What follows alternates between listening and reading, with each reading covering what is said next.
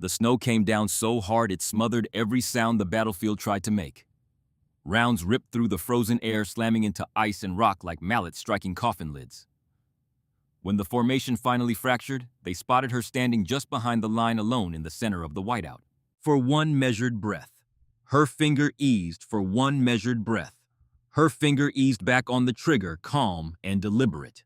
And in that quiet moment, the fate of the fight began to shift. But that moment had not arrived yet. 52 hours earlier, the world was still pretending to make sense. Captain Marcus Greer stood in a windowless briefing room at Forward Operating Base Elkhorn, deep in the Montana backcountry, studying a map that told him almost nothing useful. The topographical lines stacked so tight, they blurred together, meaning the terrain was vertical, frozen, and hostile in every direction. The kind of ground that swallowed soldiers whole and gave nothing back. Greer was 44 years old. He had led troops in Fallujah and Kandahar, and in places so remote they never made the maps. He had the face of a man who had stopped being surprised by bad news a long time ago. Deep lines around the eyes, a jaw that looked carved from the same rock he'd spent his career fighting on, and hands that hadn't stopped shaking since his second deployment, though he'd learned to hide it well enough that nobody noticed anymore. The mission brief was 11 pages. He read it in 4 minutes and understood it in 2. Extract a high-value intelligence asset from a remote position in the northern Rockies. Deliver the asset to a secondary extraction point 18 kilometers southeast. Be back before dark. On paper, it was a walk. Greer had done harder jobs in his sleep, but the map disagreed, and the weather forecast disagreed harder. A storm system was rolling down from Canada, the kind of system that turned mountains into killing fields. Temperatures dropping past -20. Winds gusting past 40 knots. Visibility measured in feet, not meters. Staff Sergeant Landry Beckett leaned against the doorframe, arms crossed, watching Greer study the map. Beckett was 31, built like a welterweight fighter, and carried himself with the quiet certainty of a man who had never once doubted his ability to survive anything. He had been Greer's right hand for 3 years, through 2 deployments, and 1 classified operation that neither of them ever discussed. "Weather window's closing fast, sir," Beckett said. "If we don't move in 90 minutes, we're grounded for 3 days. Greer nodded without looking up. "Who's on the roster?" 12 including us. Dowdett, Ferris, Tierney, Kestrel, Rawlings, and 6 more from 2nd Platoon. Beckett paused. "There's also an ad. Came through 20 minutes ago. Designated marksman attached at the last minute. Name's Calloway." Greer looked up. "Last-minute ads on a mountain extraction. That's never a good sign. Her file's thin, Corporal. Qualified on long-range platforms. No combat record listed." Beckett shrugged. "That's what the file says." Greer went back to the map. He didn't have time to worry about politics or quotas or whatever bureaucratic math had dropped a female corporal into his unit hours before a mountain operation in the worst weather of the year. He had a job. The job was simple. Get in, get the asset, get out. Everything else was noise. 90 minutes later, they were moving. The convoy left Elkhorn at 0600 in 2 armored vehicles and a supply truck that was supposed to carry them to the ridge where a helicopter would handle the final leg. The road, if you could call it that, was a logging trail carved into the side of the mountain decades ago, and maintained by no one since. Ice covered every surface. The vehicles crawled at walking speed, chains grinding against frozen rock. Greer rode in the lead vehicle with Beckett Lieutenant Marin Douthit and Sergeant Callum Ferris. Douthit was 29, sharp-featured, and carried the kind of composure that came from having made hard decisions in places where wrong answers got people killed. She had served under Greer before, and earned his trust the only way it could be earned, by being right when it mattered. Ferris was 36, older than his rank suggested, which meant he'd either been busted down or had taken his time climbing. Greer suspected both. Ferris had the calm of a man who had already made peace with whatever was coming. He checked his weapon every 15 minutes, not because he needed to, but because the routine kept his hands from going numb. In the second vehicle rode the rest. PFC Bridget Tierney, 23, the youngest in the unit, a communications specialist who had never fired her weapon outside a range. Specialist Owen Kestrel, 27, a medic who had requested this deployment specifically because he wanted mountain experience on his record. Corporal Emmett Rawlings, 25, quiet and watchful, the kind of soldier who noticed things others missed but rarely spoke up about them. And in the far back seat of the second vehicle, pressed against the window with a rifle case across her knees, sat the ad. Corporal Elena Calloway. She was 30 years old, though she looked younger in the gray light of the Montana morning. Average height, average build. The kind of person you would pass on a sidewalk and forget 5 seconds later. Her hair was pulled back tight under her helmet. Her uniform was standard issue, unremarkable. She wore no patches that signaled distinction, no badges that hinted at experience beyond what a corporal might accumulate in a few quiet years. She had not spoken since boarding. She had not introduced herself. When Tierney tried to make conversation, offering a thermos of coffee with the easy friendliness of someone who hadn't yet learned that silence was a language too, Elena had declined with a nod so slight it barely qualified as movement. No one pressed the matter. They had a mission. She was a footnote.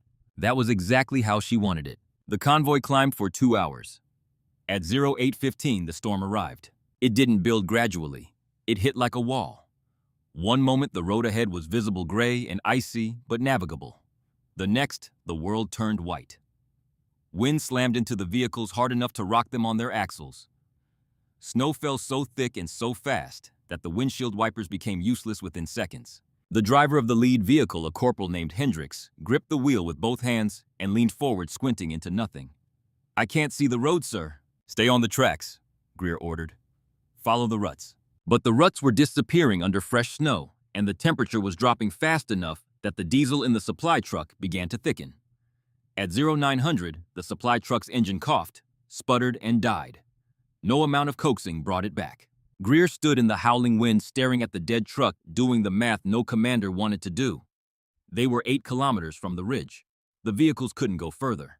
The helicopter couldn't fly in this weather. The asset was waiting at a position they could only reach on foot. "We walk," he said. Beckett looked at the sky, which was indistinguishable from the ground. "Sir, visibility is down to maybe 15 meters. Temperatures dropping past -15 and falling. If we go on foot, we're committing to the mountain. The asset doesn't have the luxury of waiting for sunshine." Beckett: "Understood, sir. Just making sure the record shows I mentioned it." Greer almost smiled. "Noted. Get them moving." They distributed the essential supplies from the dead truck-loaded packs that weighed more than anyone wanted to carry and started walking into a storm that had already decided to kill them. It just hadn't gotten around to it yet. The first hour was manageable. The trail, though buried, followed a ridgeline that provided some shelter from the worst of the wind. The squad moved in a loose column spaced 5 meters apart, each soldier following the dim shape of the one ahead. Greer led from the front. Beckett brought up the middle. Douthit walked near the rear, keeping count, making sure no one fell behind. Elena walked last. She moved differently from the others. Not faster, not slower, but with a quality that was hard to name. Economy, perhaps. Every step she took was precise, deliberate, wasting nothing. Where the others fought the snow, leaning into the wind, burning energy against the cold, Elena seemed to flow through it. Her breathing was steady, unhurried. Her eyes moved constantly, scanning not the trail ahead, but the terrain around them, the ridgelines, the tree lines, the angles. No one noticed. They were all too busy surviving. The second hour broke them open. The trail left the ridgeline and descended into a valley where the wind hit from 3 directions at once. Snow reached their knees deeper where it drifted against rocks and fallen timber. Every step became a negotiation with gravity, with cold, with the creeping knowledge that the mountain was winning. Kestrel went down first. His foot caught a root hidden under the snow, and he pitched forward, landing face first in a drift. By the time Rawlings hauled him up, his face was white and papery, the first sign of hypothermia working its way inward. Kestrel insisted he was fine. His hands told a different story. They were shaking so badly he couldn't close his zipper.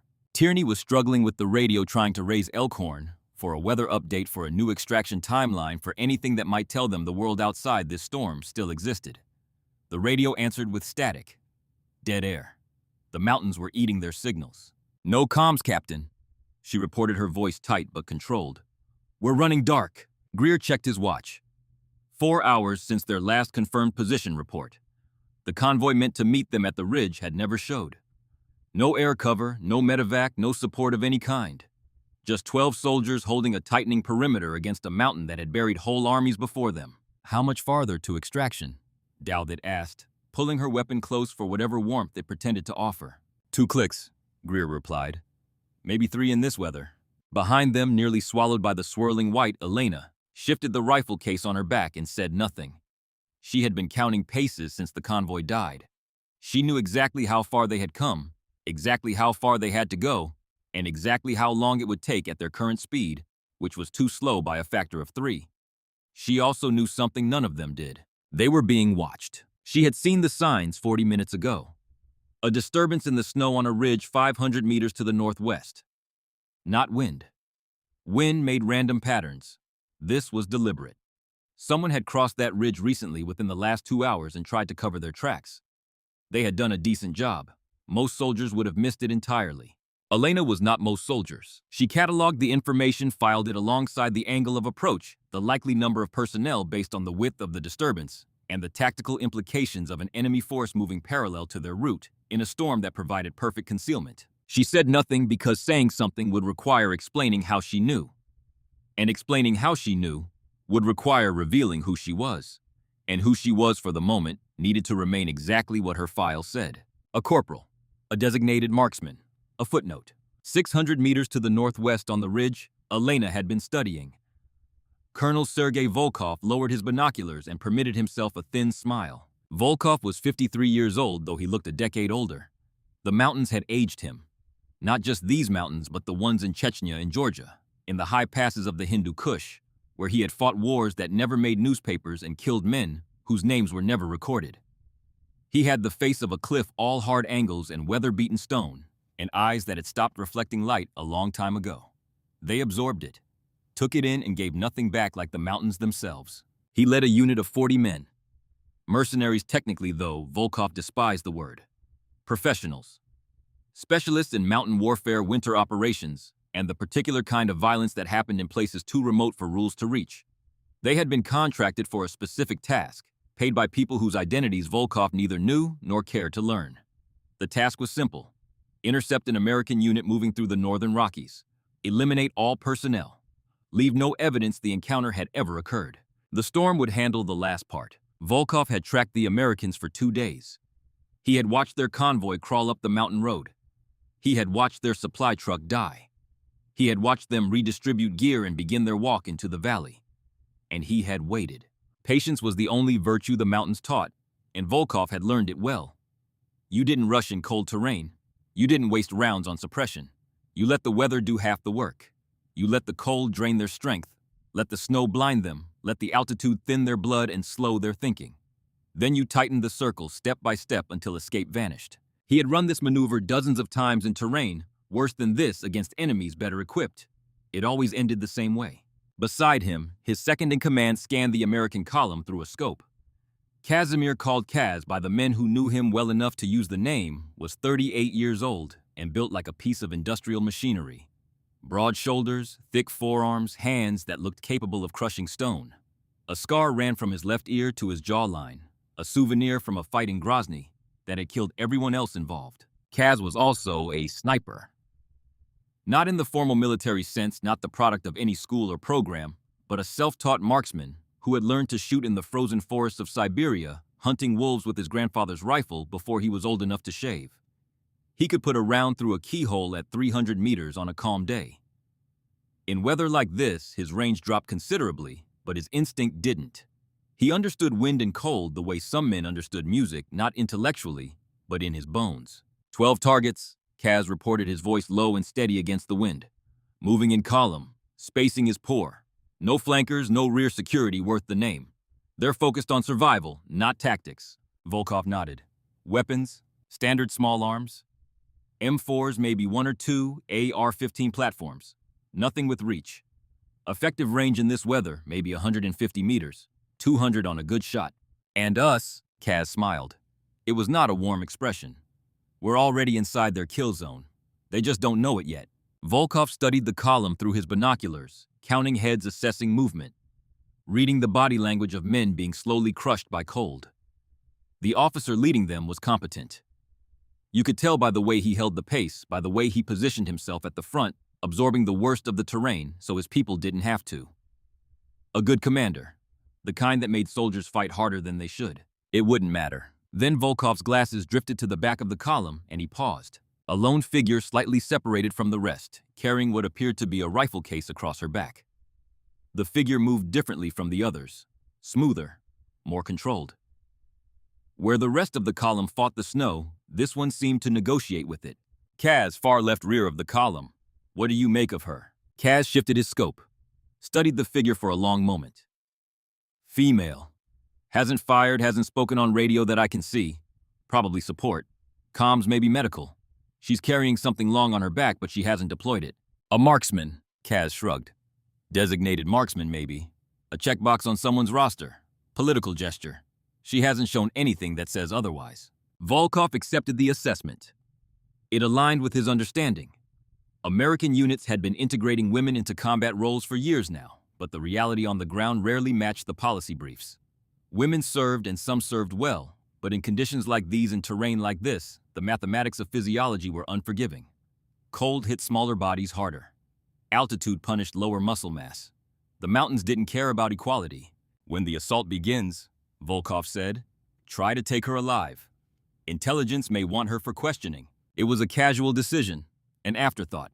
The kind of order you issue about a problem too small to think about twice. It was also the last strategic error Sergei Volkov would ever make. But that reckoning was still hours away. For now, Volkov watched his 40 men glide through the trees like wolves around wounded prey, and felt the familiar satisfaction of a hunt nearing its end. What Volkov did not know, what none of them knew, was how Elena Calloway had become the woman carrying that rifle case through the snow. The memory lived in her body before it lived in her mind.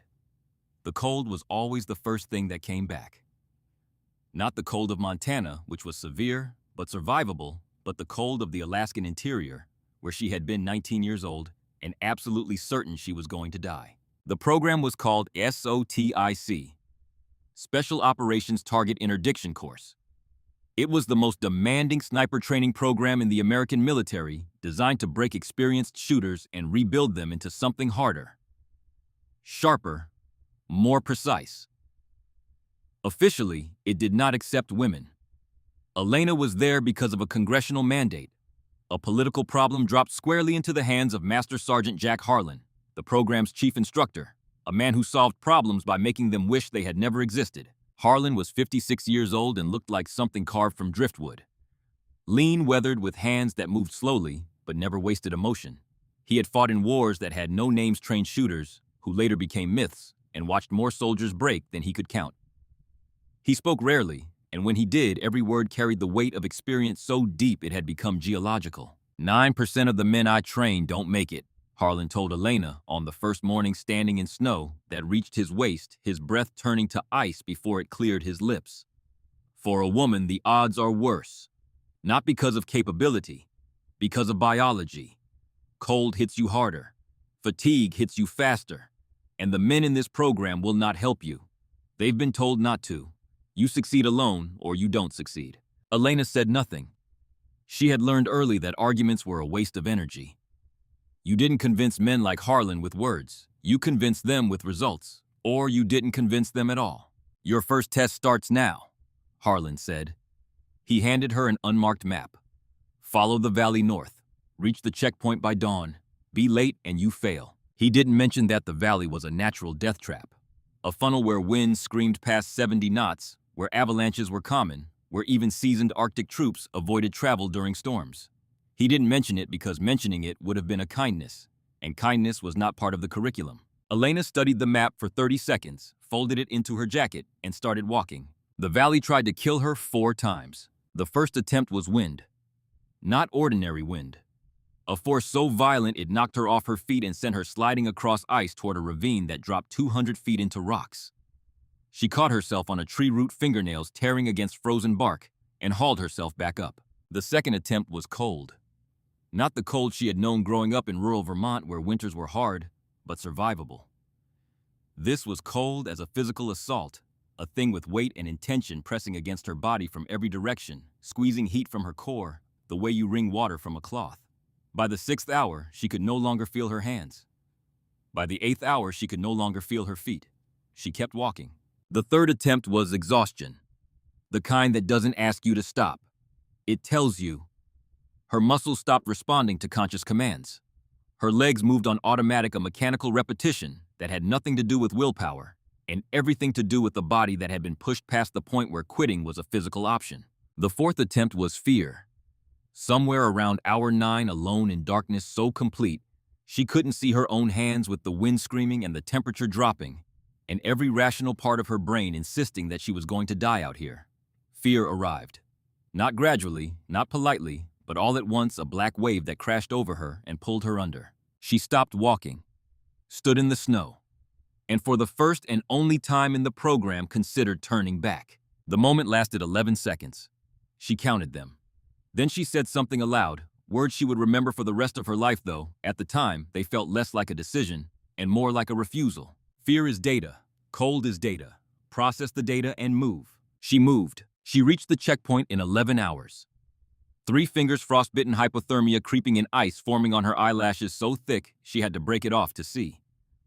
Harlan was waiting, coffee in hand, staring at her like she had walked out of a story instead of the storm. How? He asked. You become what the environment needs, she answered through chattering teeth. Fear is data. Cold is data. I processed the data and moved. Harlan studied her for a long moment. His expression didn't change. It never did. But something shifted behind his eyes, something Elena wouldn't recognize until much later, as the first flicker of respect. Get warm, he said, handing her the coffee. Tomorrow I teach you to shoot. Over the next 18 months, Harlan taught her things no manual covered. How to read wind by watching the way snow crystals twisted in the air. How the shape of a drift told you the wind's history, not just its present, and how that history predicted what it would do next. How to calculate bullet drop when your optics were iced over, and your fingers were too numb to adjust the turrets, working the math in your head while your body screamed for warmth. How to slow her heart until she could fire between beats. Not a metaphor. A literal skill trained over hundreds of hours lying still in the snow. A heart rate monitor strapped to her wrist, learning to compress the space between contractions until each beat became a window. A fraction of a second where the body was perfectly still, where the crosshairs held steady, where the world simplified itself into a single point of perfect clarity. He taught her that a rifle was not a weapon. It was an instrument, a tool of pure physics as honest and predictable as gravity. The bullet obeyed laws. The wind obeyed laws. The cold obeyed laws. The only variable in the entire equation was the shooter, and the job of the shooter was to become as predictable, as disciplined, as obedient to law as the bullet itself. Your rifle is the most honest relationship you'll ever have, Harlan told her one evening, watching her clean the weapon with the same care a surgeon gives a scalpel. Treat it right and it won't lie to you. Every missed shot is your failure, not the rifle's. Every hit is a conversation between you and physics. Your job is to speak the language fluently. Elena listened. She always listened. And then she practiced. Hours that became days that became weeks. Shooting in rain, in sleet, in snow so thick she couldn't see the target. Shooting from rooftops, from ditches, from positions so uncomfortable they would have made most soldiers abandon the shot entirely. Shooting until the rifle stopped feeling like equipment and started feeling like bone. The most important lesson came in month 16. They had been in the field 3 days tracking a simulated target through a blizzard worse than anything the real world had offered them yet. Elena built a hide, a shallow depression in the snow covered with white netting invisible from 10 feet. She waited 14 hours for the shot, lying motionless and cold, so absolute, her body began to shut down systems it considered non-essential. Peripheral vision narrowed. Hearing dulled. Even thought slowed, which was the most dangerous thing of all, because a sniper who stopped thinking was just a person lying in the snow with a rifle. When the target finally appeared 600 meters out, a flag on a pole carried by a soldier who had no idea he was being watched. Elena settled her crosshairs, controlled her breath, and hesitated. Just a second. Maybe less. But in that fraction of time, she thought about wind, about distance, about the dozen variables that could turn a perfect shot into a miss. And in the time it took to think, the window closed. The target moved behind cover. The shot was gone. She missed. Harlan crawled into her hide 10 minutes later, snow packed into his beard, eyes hard as the mountain itself. Why did you hesitate? I wanted to be certain. Certain of what? The shot. He shook his head slowly, the way a man does when disappointment runs deeper than anger. There's no certainty in this job. Not in conditions like this. Not ever. You know what makes a legend? Not perfect shots. Perfect commitment. When you're surrounded, when the weather's against you, when everyone thinks you're done, that's when legends pull the trigger. Without doubt, without hesitation, without the luxury of certainty. What if I miss? Then you die. But if you hesitate, you die anyway. At least make them remember what killed them. 3 weeks later, Elena made a shot. Harlan called impossible. 1,100 meters crosswind, heavy snow target barely visible through the optic. She didn't think. She didn't calculate. She trusted the data, trusted her training, trusted that when everything else failed, commitment was enough. The round hit center mass. After that, Harlan stopped calling her kid. He called her corporal. And when she asked if she'd ever be as good as the legends he'd trained before her, he gave her an answer she never forgot. You don't become a legend by being good. You become one by pulling the trigger when everyone else has already quit. That was 11 years ago. Elena was 19 then. She was 30 now, and the distance between those two numbers contained things that would never appear in any file, any report, any conversation held in rooms with windows. 8 years of classified operations. Missions that existed as training exercises or clerical errors in official records. Targets eliminated in theaters so sensitive that the operations themselves were denied by every agency involved. A confirmed kill count that lived behind classification levels that unsettled generals. She had shot men in Syria, in the mountains of the Caucasus, in deserts so hot the air shimmered like water, and the bullet's flight path bent in ways that drove lesser marksmen insane. She had been hunted, ambushed, surrounded, and left for dead. Each time she had done the same thing. She had pulled the trigger when everyone else had quit. And now, she was walking through a blizzard in the Montana Rockies, with a squad that didn't know her name, carrying a rifle that could kill at 2,000 meters, watching the signs of an enemy force closing in around them and saying nothing. Because Elena Calloway, the woman the enemies she had faced in other wars had named the ghost who doesn't miss, understood something about this moment that no one else in the column did. They were already inside the trap. The question wasn't whether the ambush was coming. The question was when. And when it came, the 12 soldiers walking ahead of her. Good soldiers, brave soldiers, soldiers who had earned their place on this mountain would need something they didn't know they had. They would need her. The third hour on foot nearly finished them. The trail disappeared, entirely buried under drifts that reached their waists. The wind shifted north, driving snow directly into their faces, and the temperature plummeted to -23. Cold at that level doesn't just hurt. It thinks. It probes. It finds every gap in your clothing, every exposed inch of skin, and goes to work with the patience of a craftsman. Kestrel went down again, this time hard. His legs simply stopped working, buckling under him like the cables holding a bridge had been cut. Rawlings caught him before he hit the ground, but the effort cost them both. They stood in the snow, breathing hard, and Greer could see in their eyes the thing every commander dreads. They were starting to do the math. 12 soldiers. Miles from support. No communications. No extraction. Storm getting worse by the minute. Enemy terrain. And a cold so deep it was shutting down their bodies one system at a time.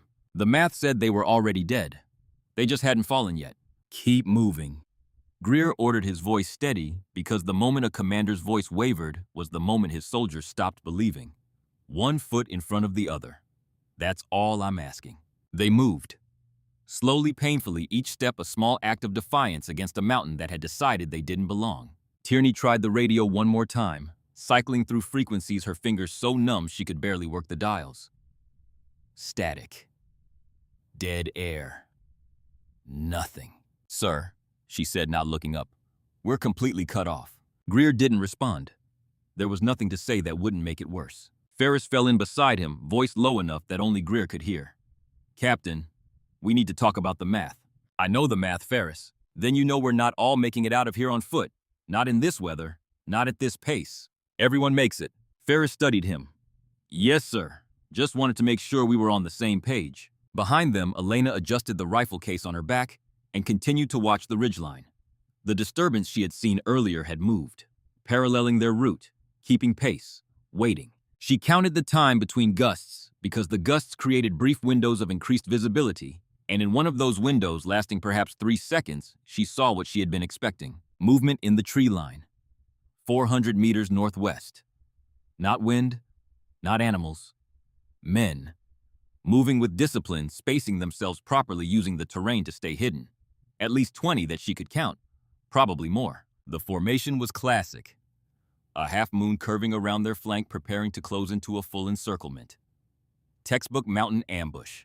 Patient, methodical, and nearly invisible in the storm. Elena felt her heart rate hold steady at 54 beats per minute.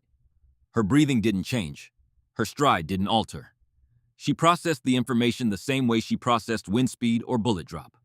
As data. Clean, impersonal, useful. She had maybe 20 minutes before the trap closed. Maybe less. The enemy commander, whoever he was good. Patient. Disciplined.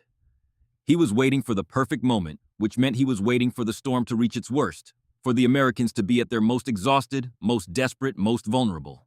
He would time the first shot to coincide with the gust, using the wind to mask the sound. He would open with mortars or grenades to create confusion, then move his assault teams forward under the cover of the chaos. Classic. Effective. Nearly impossible to counter when you were outnumbered, outpositioned, and blind. Elena knew all this because she had studied it. Because Harlan had taught her to think like the enemy before she thought like a shooter. Because in 8 years of classified operations, she had been on both sides of ambushes like this, and she understood the rhythm of the kill the way a musician understands a melody. She also knew something else, something the enemy commander couldn't know. He had built his trap around the assumption that he was hunting 12 ordinary soldiers.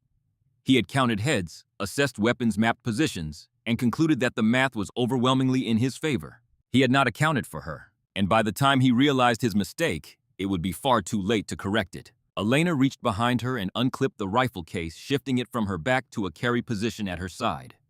The motion was small, natural, the kind of adjustment anyone might make after hours of walking. But it meant the Macmillan TAC-50, chambered in .50 caliber BMG, rated effective, past 2,000 meters under ideal conditions, was now 3 seconds from deployment instead of 30. 3 seconds.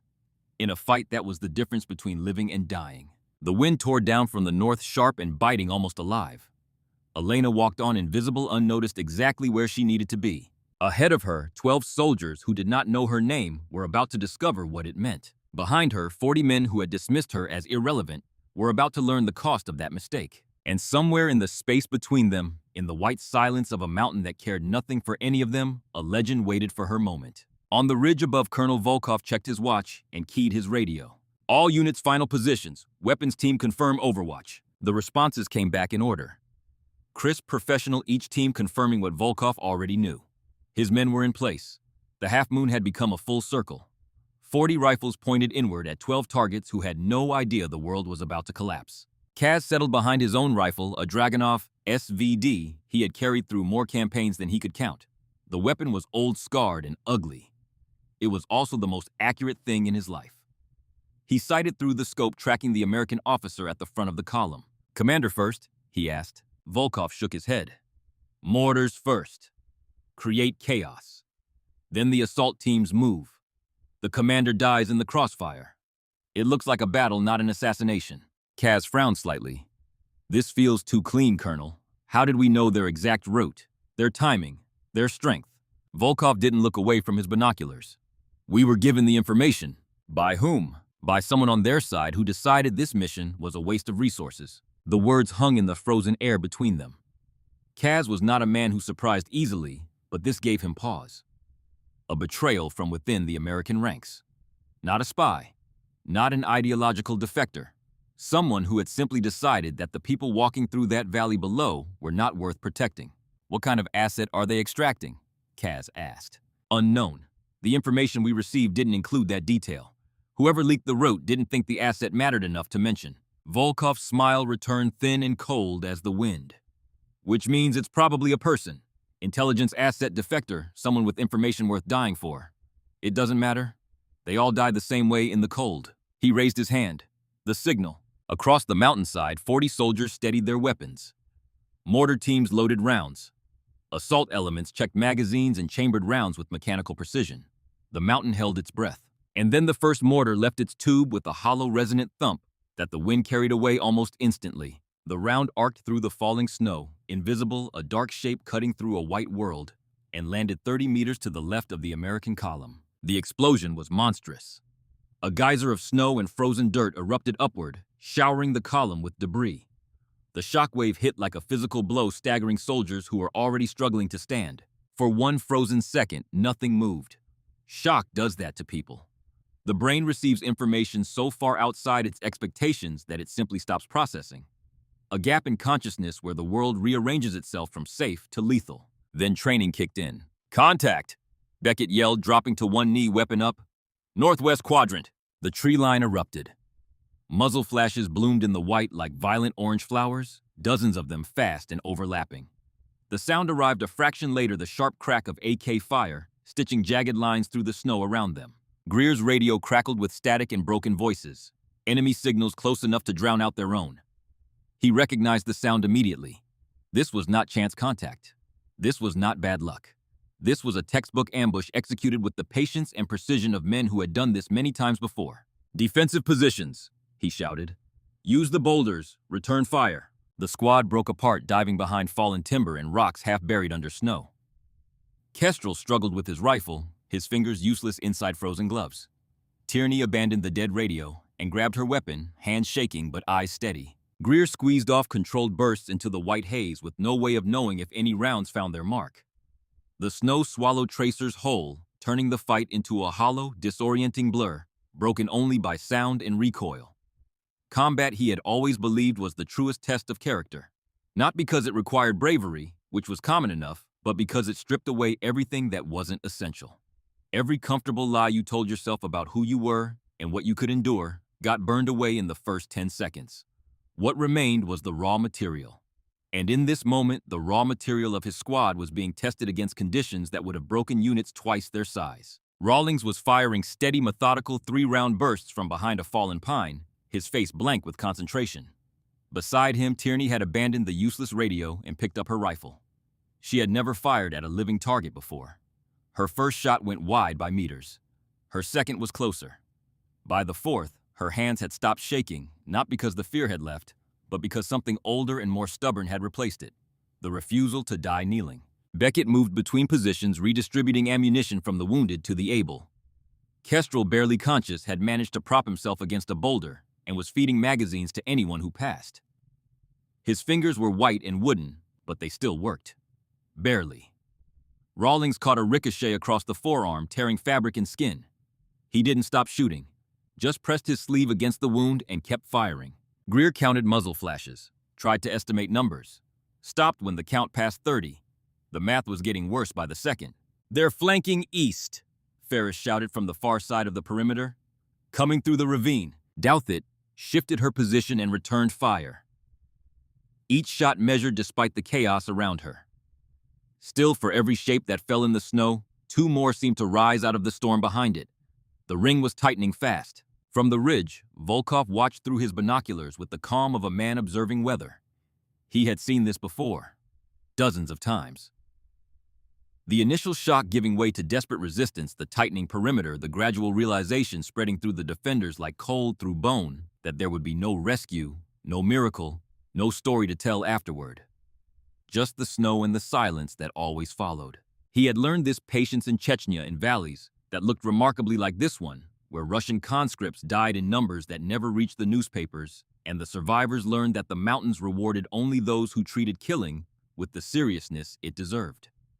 Volkov had survived those valleys by being more patient, more methodical, and more willing to wait than anyone around him. He carried that patience now like a weapon more reliable than any rifle. "They're forming a defensive cluster," Kaz reported. "Center of the clearing behind the boulders." Volkov nodded slowly. "Perfect. They chose their own grave." He keyed his radio.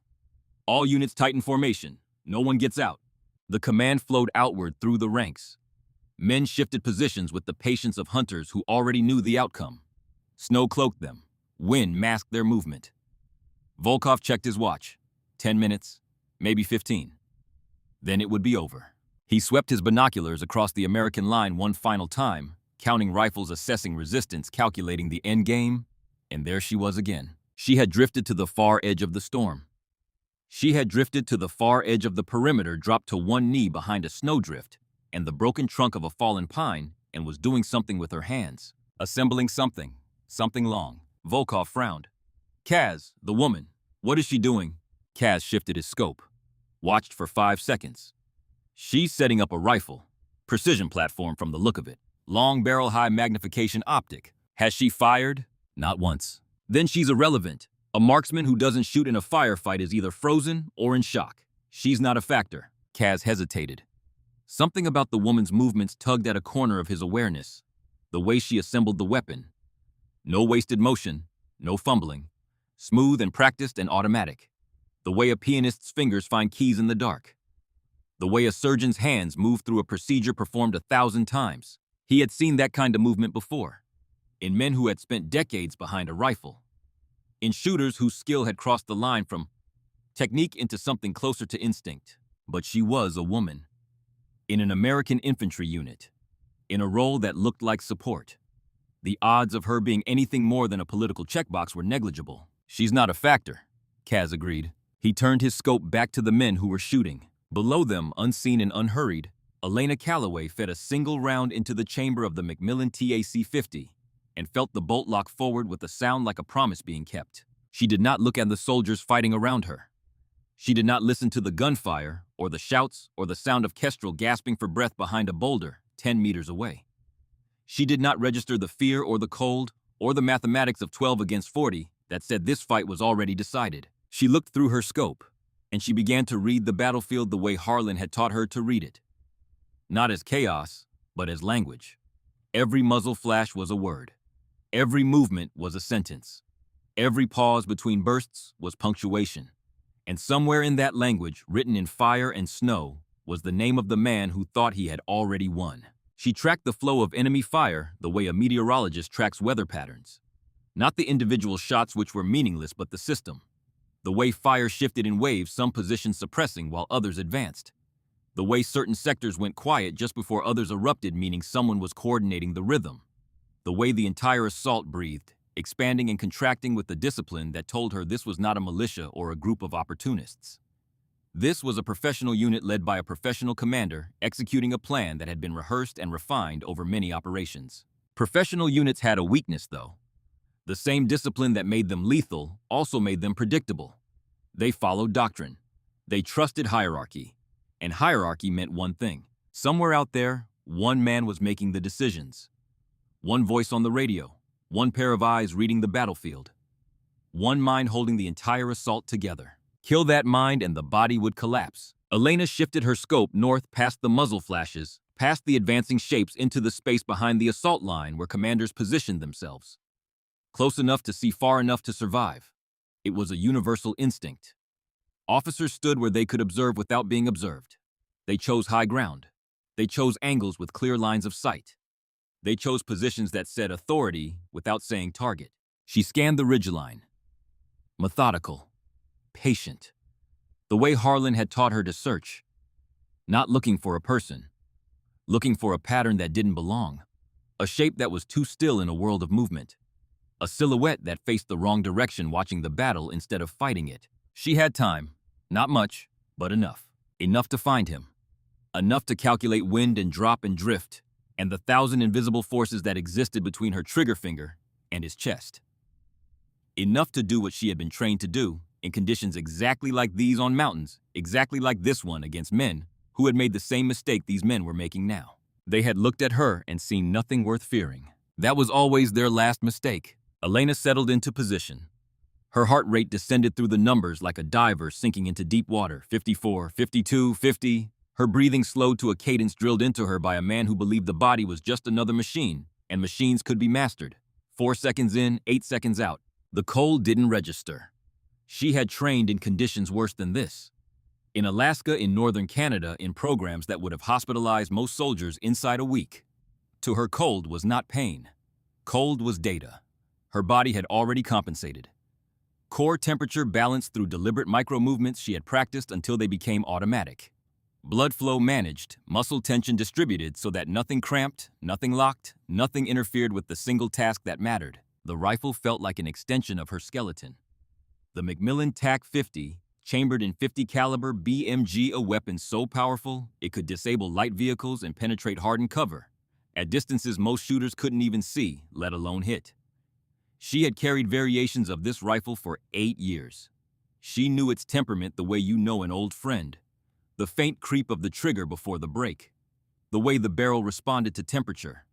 The specific resonance of a round being chambered that told her without looking whether the feed was clean. Her gloves were custom, thin enough to feel the trigger's every millimeter of travel, insulated enough to keep sensation alive in her fingertips when the world around her was trying to take it. Her left thumb showed wear from cycling the bolt thousands of times. Her trigger finger bore a patch of reinforced leather, scarred by countless controlled pulls, in conditions that ranged from brutal to impossible. Around her, the firefight raged. Rounds cracked overhead. Men shouted coordinates that meant nothing in a white void. Someone screamed. hit or simply breaking under the weight of knowing that death was seconds away. She heard it all, and she ignored it all. Her world had shrunk to the 12 inches of clarity inside her scope. 12 inches that contained everything that mattered. Wind direction, snow density, the subtle movement of air across the terrain between her and whatever waited at the other end of 300 meters. The reticle drifted gently across the storm, searching patient certain. And Elena Calloway, the ghost who doesn't miss, began to hunt. The vise was closing. 60 meters now, maybe less. Dark shapes materializing out of the whiteout like something conjured from nightmares, stepping forward in disciplined intervals. Rifles up, moving with the unhurried confidence of men who believed the fight was already decided. Inside the American perimeter, the arithmetic of survival had turned fatal. "We're down to 60% ammo," Ferris reported, his expression carved from the same stone as the boulders they were hiding behind. "If they rush us, we won't last 90 seconds. Greer knew. They all knew. Combat math didn't lie, and the numbers had been lying against them since the first mortar hit. Cut off, outnumbered more than 3-1, burning through ammunition they couldn't replace in terrain that offered no escape route, and weather that blinded them to everything beyond arm's length. Kestrel had stopped shaking, not because the hypothermia had relented, but because it had progressed past the shaking stage, which was worse. His body was conserving heat by shutting down everything it considered expendable. Soon that list would include consciousness. After that, it would include his heart. Tierney crouched behind a boulder with her rifle pressed against her chest, eyes fixed on the middle distance where shadows moved through the snow. She was 23 years old and had joined the army because her father had served, and his father before him, and the weight of that lineage had felt like something she needed to carry. She had imagined many versions of how her service might end. Freezing to death in a mountain ambush in Montana had not been among them. Beckett fired 2 rounds, paused, fired 2 more. Controlled, economical. The shooting of a man who understood that every wasted bullet shortened the time between now and silence. He glanced at Greer and said nothing, but his eyes communicated everything. "We're done. Sir, we have to move," Dowdett said quietly from Greer's left. She had blood on her sleeve, not hers from helping Rawlings wrap the ricochet wound on his forearm. "If we stay here, we're finished." Greer swept a hand through the white emptiness around them. "Move where we don't even know which direction base is anymore." The truth hung between them, frozen and unavoidable. 12 soldiers in a clearing they hadn't chosen, surrounded by an enemy they couldn't see, running out of everything that kept human beings alive. Time, ammunition, warmth, hope. They were already dead. They just hadn't fallen yet. And Volkov's men were closing in. 70 meters, 60, 50, shapes solidifying out of the storm. Dark figures stepping forward like something pulled from the worst dream any of them had ever had. A burst of fire from Ferris dropped one. The shape buckled, pitched sideways into the snow, and didn't move. But 2 more replaced him, instantly stepping over the body without breaking stride. "Hold steady," Greer ordered, though his own hands trembled against the cold. "Make every round count." 300 meters behind the advancing line, Colonel Sergei Volkov lifted his radio and felt the satisfaction of a man watching a clock count down to 0. His assault teams had reached their final positions. The half moon had become a noose.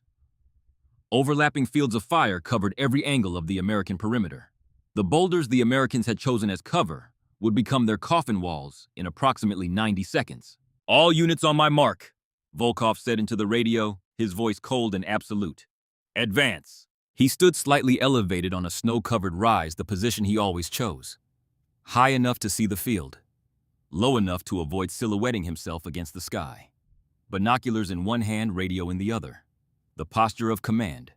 The posture of a man who had overseen the final minutes of enough fights to recognize victory the way a farmer recognizes rain. Beside him, Kaz held a compress against the field dressing on his arm, where a branch had torn skin during the approach.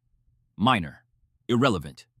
His scope rested across a rock aimed at the American line, tracking targets he would never need to shoot. The assault teams would finish this. His rifle was insurance. "They're cracking," Kaz observed. "Count the flashes. 12, maybe 10 now. Isolated, no coordination. They're shooting at ghosts." Volkov nodded. "The storm did half our work. Cold did the rest. All we're doing is collecting what the mountain already killed." Below them, 40 men rose from cover in a synchronized wave. Rifles up, moving forward through the snow. Not running, walking. The measured pace of professionals who understood that rushing created mistakes, and mistakes in snow got you killed. It looked like an execution, because that's what it was. Volkov watched through his binoculars with the expression of a man inspecting finished work. His eyes swept the American line one final time. The officer was still shooting, still trying to organize resistance. Admirable and pointless. 2 soldiers were dragging a wounded man behind cover. Another had stopped firing entirely, either out of ammunition or out of will. And then his binoculars drifted past the American line to the figure kneeling behind it. The woman, still there. Still in the same position she'd assumed when the fight began. She hadn't moved, hadn't fired, hadn't done anything that registered as a threat. But something about her posture had changed. Before she had been assembling equipment. Now she was still. Perfectly, completely, unnaturally still. The kind of stillness that didn't come from fear or freezing. It came from focus. For 1 second, a thought flickered through Volkov's mind. An instinct older than training, older than experience, the kind of warning that lives in the base of the skull, where the animal brain still operates. Something was wrong. Something about that woman was wrong. He opened his mouth. He never got the word out. Elena had found him 90 seconds ago. It wasn't difficult once you understood the grammar of command. Officers betrayed themselves constantly. They stood where others crouched. They gestured where others froze. They held radios while their men held rifles. And most of all, they positioned themselves at the point where observation met authority, the exact place on the terrain where seeing the whole battlefield was possible, which was also the exact place a trained sniper would look first. Volkov had chosen his position well by infantry standards. Slightly elevated, partially screened by brush far enough behind the assault line to be beyond the effective range of the weapons his enemies carried. By sniper standards, he was standing in a spotlight. Elena had spent 3 minutes cataloging his position, watching him issue orders, watching his men respond, confirming he was the command node, the single point of failure that held the entire assault together. She watched the way Kaz deferred to him, the way radio traffic flowed outward from his position like ripples from a stone dropped in water. Every movement on the battlefield traced back to this one man. Take him and the machine stops. The memory surfaced without warning sharp despite the years. Month 16. The blizzard. The missed shot. Harlan crawling into her hide snow packed in his beard eyes that held no sympathy because sympathy was a luxury neither of them could afford. There is no certainty in this job. Not in conditions like this. Not ever. You know what makes a legend, not perfect shots. Perfect commitment. What if I miss? Then you die. But if you hesitate, you die anyway. At least make them remember what killed them.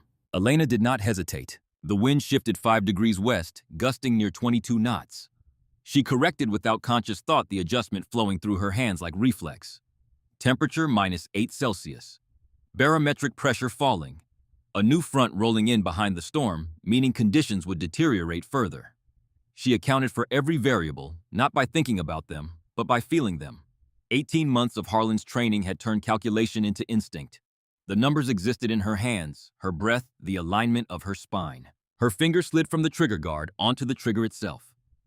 3.5 pounds of pressure separated into stages she knew by touch alone. The faint creep before the break. The subtle resistance that told her the sear was about to release. She had practiced this blind. In darkness. Wearing mittens. Hands numbed by ice water. If you need to see the trigger to fire it, they told her, you're already dead. Colonel Volkov lifted his radio to issue the final command. His lips moved. His hand rose to signal the assault forward. Elena let out a controlled breath and watched the reticle settle on a point 8 inches above center mass, precisely where gravity and distance would conspire to bring the round home. She squeezed. The Macmillan TAC-50 roared. A 50 caliber BMG does not crack or snap like lighter rounds. It announces itself like distant artillery. A concussive shockwave that ripples across the battlefield and makes men flinch even when they cannot see where it came from. The recoil slammed into Elena's shoulder with brutal force enough to knock an untrained shooter off balance and into the snow. She absorbed it cleanly, body aligned so the energy flowed through bone instead of muscle. The muzzle brake bled off gas in controlled bursts, killing most of the flash. In the snow, it vanished entirely. The sound did not. But by the time that sound reached anyone, the bullet was already 300 meters away. The round left the barrel at 854 meters per second, spinning at 2,000 revolutions per second, stabilized by deep rifling grooves cut into the barrel with tolerances measured in microns. The copper jacket around its hardened steel core, sliced through air so cold it behaved almost like liquid, dense and resistant, pushing against the projectile with forces that would have defeated a lesser round. At 50 meters, the crosswind hit, 22 knots from the northwest, shoving the bullet laterally with real force. Pounds of pressure trying to push it off course. Elena had already compensated, shifting her aim 3 degrees west before the shot. But she hadn't calculated only the wind at her position. She had mapped the wind between shooter and target. The way it curled around drifts accelerated through narrow gaps in the terrain, then died in pockets of still air behind boulders. The bullet drifted inches, then corrected itself, sliding back toward the center line as the wind pattern shifted exactly as she had predicted. At 150 meters, gravity became dominant, pulling the round into the long arc. Every projectile obeys. Ballistic tables said a 50 caliber BMG would drop 18 inches at this distance. But those tables assumed sea-level warm air and atmospheric densities that did not exist at altitude in winter. Elena had adjusted for all of it. Her aim point wasn't center mass. It was 8 inches high, precisely where the drop would bring it home. At 200 meters, the bullet tore through a curtain of falling snow. Each flake it touched caused microscopic turbulence, tiny disturbances that could in theory compound into deviation. That was why most shooters wouldn't attempt a shot like this. Too many variables. Too much chaos between muzzle and target. Elena had trained where snow was not an obstacle, but a constant, not interference, but information. The way flakes twisted revealed the wind-mapped invisible currents, offered data that clean air never could. At 250 meters, Colonel Sergei Volkov was still speaking into his radio, still issuing commands for an assault that would never arrive. At 275 meters, his assault teams took their first 3 steps forward, rifles up, victory already assumed. At 290 meters, Kaz glanced toward the woman's position, saw nothing out of place, and turned away. At 300 meters, moving at 791 meters per second, still faster than sound, the bullet struck Colonel Sergei Volkov square in the chest. The impact was absolute. A 50 caliber BMG carries over 13,000 foot-pounds of energy. When it meets a human body, it does not simply punch through. It unloads force in ways that medicine struggles to describe. The round tore through Volkov's tactical vest as if it were cloth. The ceramic plate meant to stop rifle fire shattered on contact.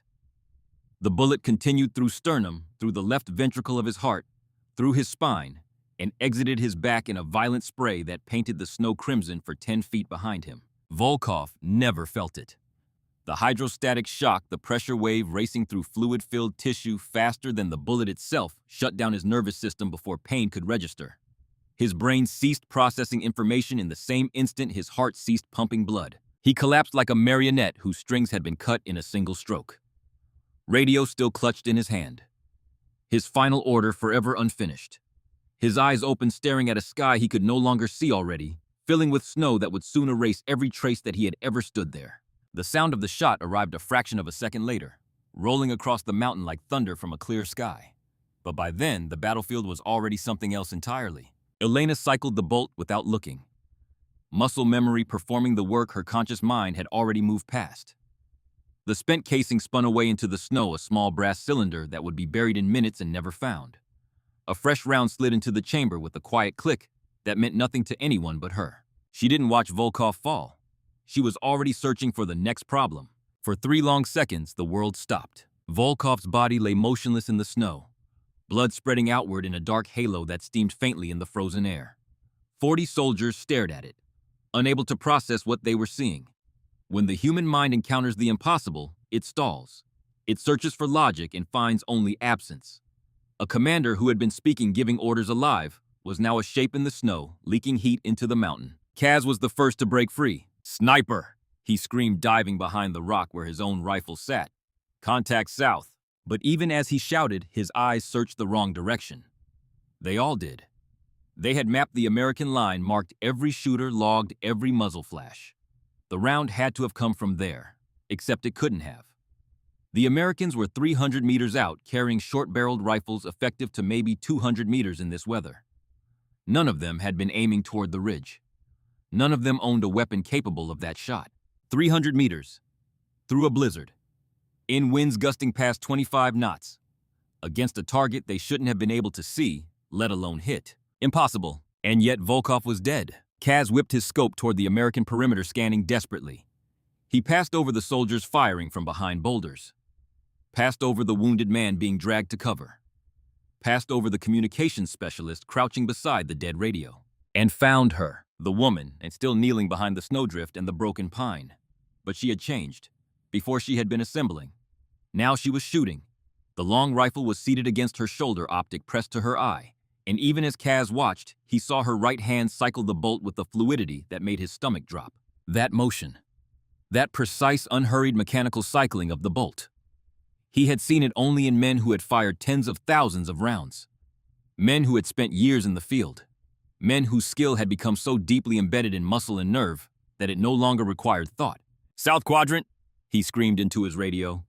"Lone shooter 300 meters. She's the one.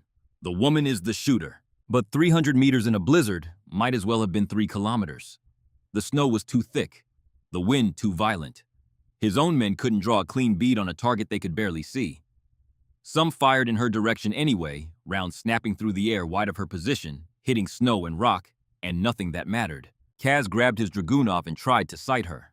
The scope fogged instantly, moisture from his breath freezing on the lens. He wiped it, settled behind the rifle, found her position. She was still there, still kneeling, still perfectly calm. And she was looking right at him, not at the soldiers advancing toward her squad, not at the muzzle flashes or the shapes in the snow. At him. Through her scope, across 300 meters of driving white, she had found him the same way she had found Volkov. By reading the hierarchy, by understanding that when a commander falls, the second in command becomes the most important person on the battlefield. Kaz felt something he had not felt in 20 years of combat. He felt afraid. He threw himself sideways, rolling behind a fallen log as Elena's second round crossed the distance between them. The bullet punched through the log 6 inches from where his head had been. The wood detonated, spraying splinters in every direction, chunks of frozen timber scattering like shrapnel. The round deflected slightly as it tore through but did not stop. It tumbled, lost its perfect spin, and struck Kaz in the left shoulder. A .50 caliber round, even deflected, even tumbling, even stripped of its optimal velocity, carries force that defies comprehension. The impact shattered his scapula, tore through the rotator cuff, severed the brachial artery, and ripped his left arm free at the shoulder socket. The arm landed 3 feet away in the snow, still clutching the compress he had been holding against his earlier wound. Kaz had 30 seconds of consciousness remaining. He spent them screaming. A sound that cut through the gunfire, through the wind, through the storm itself. High and raw, the kind of scream that reminded every man who heard it of a truth they had spent their careers trying to forget. That they were fragile, breakable, made of the same soft tissue that came apart so easily when physics stopped being theoretical and became personal. Elena cycled the bolt again. The brass casing tumbled into the snow. A fresh round seated itself in the chamber. 2 shots, 14 seconds. The entire enemy command structure erased. Inside the American perimeter, the reaction was no less stunned. Captain Greer saw Volkov collapse, saw the red spray against the snow, heard the deep rolling thunder of a shot that absolutely had not come from his unit. He knew the sound of every weapon his people carried, and none of them made that sound. That was something bigger, something that belonged to a different kind of fight. He turned toward the rear of the formation and saw her, Elena Calloway. The quiet ad who had barely spoken since joining the unit. Kneeling calmly in the snow with a rifle that looked like it belonged in a museum case labeled with the words, "Impossible shots only." The massive barrel, the optic that probably cost more than his truck back home, the custom stockwork that spoke of craftsmanship and purpose beyond anything standard issue. Douthit started to speak, but Greer cut her off with a raised hand. "Hold fire, everyone hold." No one was firing anyway. They were all staring. 12 soldiers frozen in place, watching a woman they had ignored for 2 days. Do something that none of them, in all their years of combat, in all their training, in all the stories they had heard from men who had been in harder fights than this, had ever seen done. Ferris lowered his binoculars. The color had drained from his face like water from a cracked vessel. "Captain, that was a 300-meter shot, in a blizzard, with crosswinds gusting past 25 knots. Greer nodded once. "I know." Ferris swallowed. "No one makes that shot, sir." And yet all of them had just watched someone do exactly that. Twice. The enemy assault froze in place. 40 soldiers who had been advancing with absolute confidence, now scattered like a formation of birds hit by a stone diving for cover.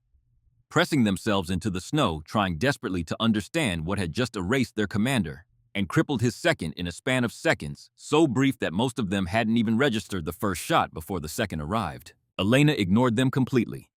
Her scope was already sweeping the tree line, tracking the enemy's retreat, cataloging positions, assessing whether the command vacuum would hold or whether someone else would step up to fill it. The enemy broke, not all at once, not cleanly, but the way armies always break when the head is removed and the body doesn't know where to go. Men who had been advancing with discipline began pulling back in disorder. Some ran, some crawled, some simply stopped moving, pressing themselves into the snow and waiting for someone to tell them what to do next. No one did. The man who gave orders was dead. The man who would have replaced him was bleeding out in the snow, his screams fading as shock overtook pain and consciousness retreated from a body that could no longer sustain it. Elena watched them go. She could have fired again, could have dropped 2, 3, maybe 4 more before they reached the tree line. But killing retreating men who had lost their command structure was not precision. It was cruelty. And cruelty was a luxury she had never permitted herself. Her job had been to shatter the attack, to create enough chaos for her people to survive. She had done that with 2 rounds fired in 14 seconds. She lowered the rifle and let out a breath she hadn't realized she was holding. Behind her, the silence was so complete, she could hear individual snowflakes landing on her jacket. Greer crawled through the snow toward her, staying low out of habit, even though the shooting had stopped. Up close, the rifle was even more imposing. The Macmillan TAC-50 looked like it had been designed by someone who understood that some problems could only be solved from very far away. "Corporal," he said carefully, "who the hell are you?" Elena ejected the magazine, checked her remaining rounds, and reloaded with smooth mechanical precision. When she answered, her voice was calm, flat, carrying no more emotion than a weather report. "Viper 6, sir. Designated marksman." Greer repeated it slowly, tasting the inadequacy of each word. Designated marksman. Is that what they're calling it now? She didn't respond. She didn't need to. Across the field, the enemy had melted into the trees, dragging their wounded, leaving their dead in the snow behind them. The rest simply vanished, abandoning whatever courage they had carried into the fight, leaving it behind like discarded equipment. Greer stared at the scope, then the rifle, then at the woman who had just done something he would have sworn on his children's lives was impossible. "How many shots like that have you made, Corporal?" Elena finished seating the magazine, settled the rifle back against her shoulder, and swept the tree line for threats that no longer existed. "Sir," she said quietly, "if I told you, I'd have to shoot you too." For a second, Greer wasn't sure if she was joking. Then he decided he didn't want to find out. The radio crackled to life. The sound was so unexpected that 3 soldiers flinched. Tierney scrambled for the handset, disbelief breaking through the exhaustion on her face. Any unit. This is Overwatch 7. We have eyes on your position. Confirm identity." Greer grabbed the handset, his hands trembling from cold and adrenaline, and something else he couldn't name. Relief, maybe. Or the disorientation of a man who had accepted death and then been told to keep living. "Overwatch 7, this is Kodiak Actual. 12 personnel, current position, heavy enemy contact. Request immediate extraction." "Kodiak Actual, confirm Viper 6 is with you." Greer glanced at Elena, who was already breaking down her rifle with the same quiet efficiency she had shown assembling it, as if the last 15 minutes had been a routine maintenance drill instead of the most extraordinary display of marksmanship he had witnessed in 22 years of military service. "Affirmative, Viper 6 is present." A pause. Then with audible relief, "Thank God. We've been trying to reach you for 6 hours. Weather knocked out primary comms." Another pause, longer, weighted differently. "Is she operational?" "Operational?" Greer almost laughed. "She just dropped 2 targets at 300 meters in a whiteout. I'd say she's operational." Silence on the radio. The kind of silence that fills a room when someone is about to say something that changes everything. "Kodiak Actual. You need to understand something." The voice on the other end had shifted. Heavier. The voice of someone delivering classified information over an unsecured channel because the circumstances had moved past the point where protocol mattered. "Viper 6 isn't support personnel. She isn't a designated marksman." Another pause. Careful, deliberate. "She's the reason you were sent in at all. Everything else was cover." The realization hit Greer like a fist to the sternum. "Say that again." "The asset you were extracting, Captain. The asset was her. The mission was designed to insert her into the field, let her do what she does and bring her out. Your squad was the escort.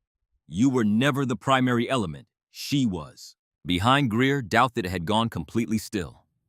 Ferris stopped rubbing his hands together.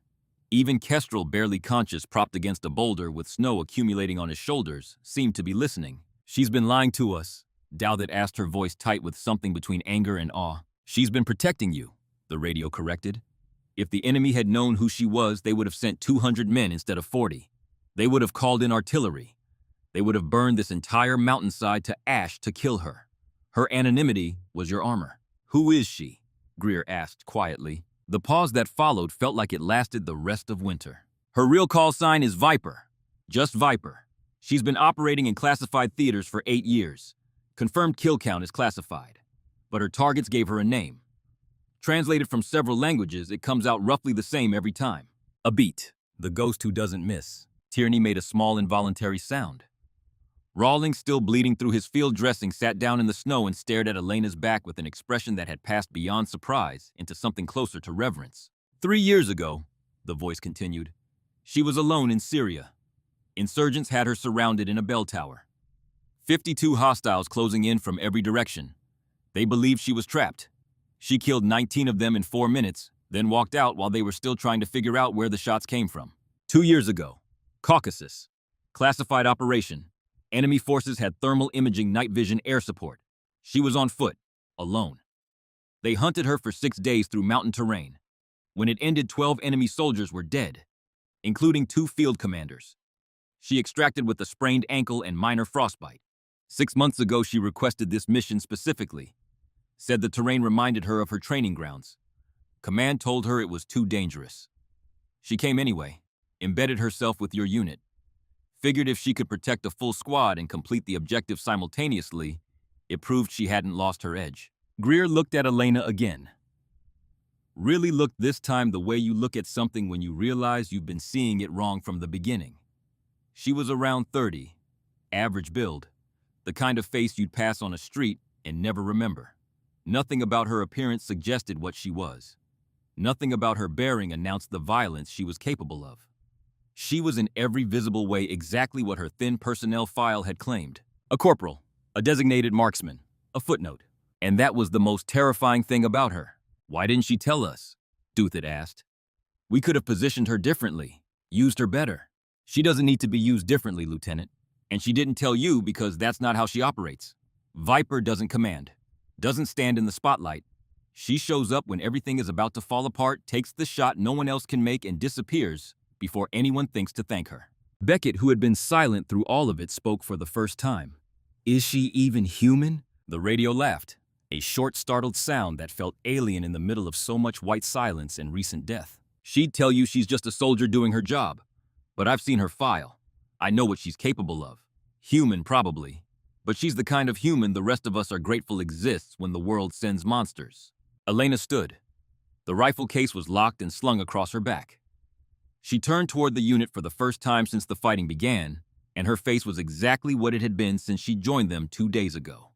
Calm, quiet, almost bored, as if the last 20 minutes had been unremarkable. But something had shifted in the way the squad looked at her. Before she had been invisible. Now she was the only thing any of them could see. "Captain," she said, "we need to move. They'll regroup." A pause. Her eyes scanned the tree line one final time. "And we've got maybe 20 minutes before reinforcements arrive." The words landed with the force of a command, though they were spoken as a suggestion. Greer recognized the dynamic immediately. He was still the officer. She was still the corporal. But the gravity of the situation had shifted, and they both knew who was actually in charge. "You heard her," Greer said, snapping the squad back into motion. "Load the wounded. We move now. Double time." They moved. Kestrel was hauled to his feet, supported on both sides by Rawlings and Beckett. Rawlings left a trail of blood drops in the snow from his wrapped forearm and red dots on white that the storm would erase in minutes. Tierney gathered what remained of the communications equipment. Ferris distributed the last of the ammunition. Elena walked at the rear again. Rifle assembled. Scope scanning the trees behind them. The same position she had held since the beginning. But nothing about it felt the same. As they moved out, Ferris fell in beside Dowdett and spoke in a voice barely above a whisper. "Did you see that second shot through the log?" Dowdett nodded slowly, her eyes still fixed on the woman walking behind them. "That's not just skill," Dowdett said quietly. "Viper isn't a call sign, it's a warning." They had covered 300 meters when Elena stopped. She held up a fist. The universal signal. Everyone froze. 12 soldiers locked in place, weapons raised, eyes searching the snow for whatever she had seen. Elena was motionless, her head tilted slightly the way a predator's does when it catches a scent. She wasn't looking at the tree line. She was listening. Past the wind, past the snow hitting fabric and stone, past the ragged breathing of exhausted soldiers. She heard what none of them could. Movement, organized, disciplined, coming from the northeast. Kaz was not dead, and he was coming back. Casimir had survived because of a tourniquet and a sergeant named Petrov, who had spent 9 years as a combat medic before switching to the side that paid better. The tourniquet went on in under 40 seconds, cinched above the ruin of Kaz's left shoulder, cutting blood flow to a stump that had stopped being an arm and started being a wound.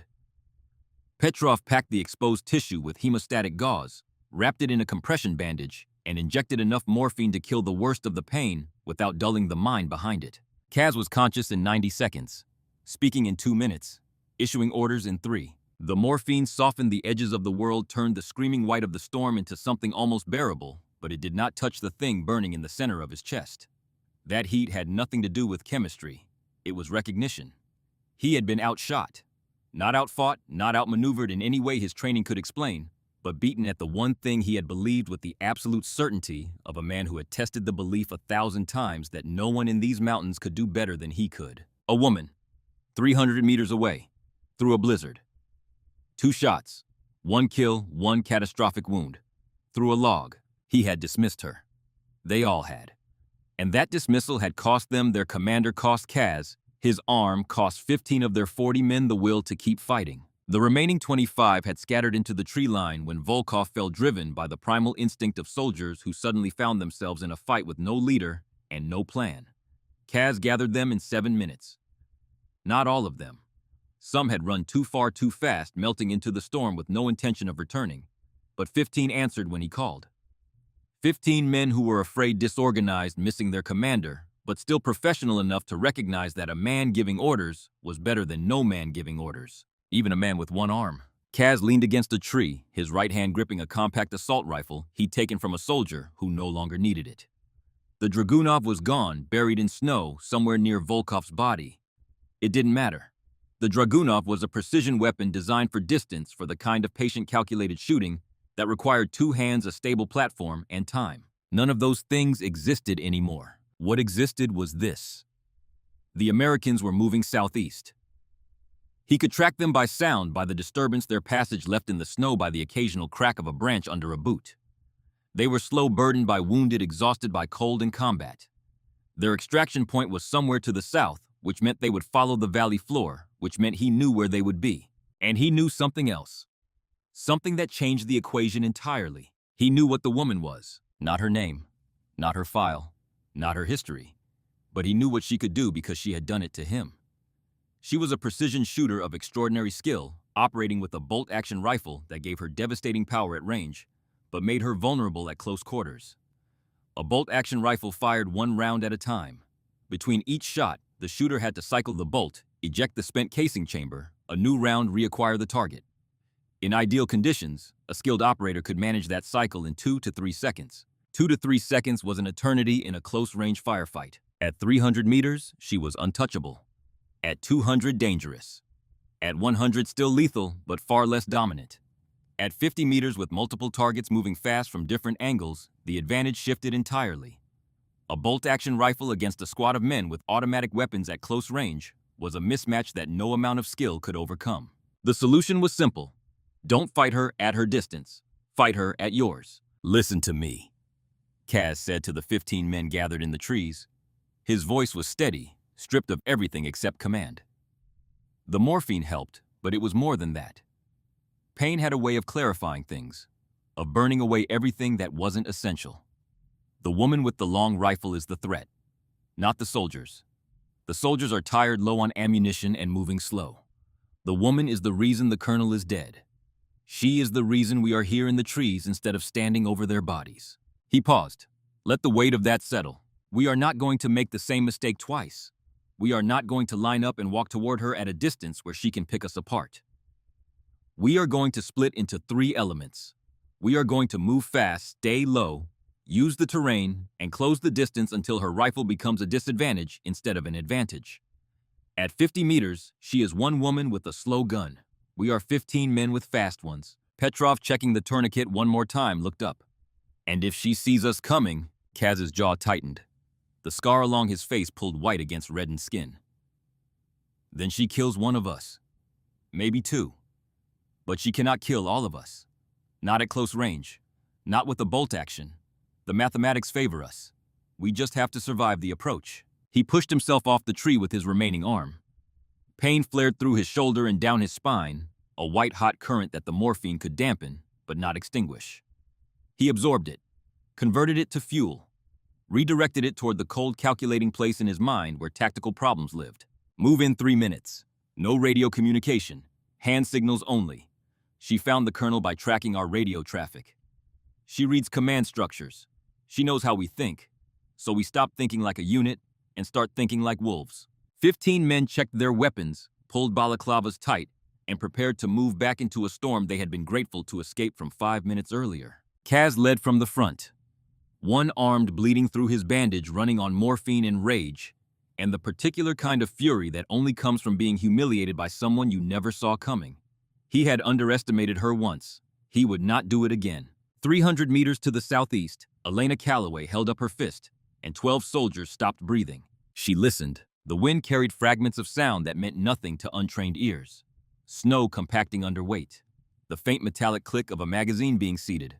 A branch bending under pressure that wasn't wind. She processed the data, triangulated the direction, estimated the number of personnel based on the density of sound, and felt something she had not felt since the bell tower in Syria. The cold recognition that she was no longer the hunter. She was the hunted. "Captain," she said, her voice low and even. "They're coming back. 15, maybe more." 3 groups spreading wide, approaching from the northeast, east, and southeast. Greer stared at her. "How can you possibly know that?" "I can hear them." He opened his mouth to argue, then closed it. 20 minutes ago, he would have questioned her. Now, after watching her do what she had done, questioning Elena Calloway felt like questioning gravity. "What's their play?" he asked instead. "They're closing the distance. They know what I'm carrying. A bolt action is a liability under 100 meters against multiple fast-moving targets. They want to get close enough to neutralize my advantage." She paused. Her eyes moved across the terrain with the calm precision of a woman reading a book she had read many times before. "Whoever is leading them knows what he's doing. He's adapting. The first attack was a hammer. This one will be a scalpel." Greer felt the weight of command settle back onto his shoulders. Heavier now, because now he understood what was at stake. Not just 12 lives, not just a mission, but the life of a woman who, according to the voice on the radio, was considered a national asset of incalculable value. "What do you need?" he asked. Elena looked at him, and for the first time since he had met her, something shifted behind her eyes. Not fear, not uncertainty, something more surprising. "Gratitude. I need you to fight," she said simply. "Not for me, with me. I can't do this alone, not at close range. I need your rifles, your fire, your willingness to stand when everything says run. Can you do that?" Greer looked at his squad. 12 soldiers, half of them wounded, all of them frozen, running on empty in every way that mattered. He looked at Douthit, who nodded once without hesitation. At Ferris, who chambered around and said nothing. At Beckett, who simply checked his magazine and shifted into a firing position. At Tierney, 23 years old, hands shaking, jaw-set eyes that said she was terrified and would fight anyway. "We can do that," Greer said. Elena nodded. Then she turned back toward the northeast, where 15 men were moving through the storm with one purpose: to kill the ghost who doesn't miss. The second battle was about to begin. And this time, Elena knew the enemy would not make the mistake of underestimating her again. The storm had a voice now. Not the howling it had carried for hours, which was constant and therefore ignorable, but something beneath it.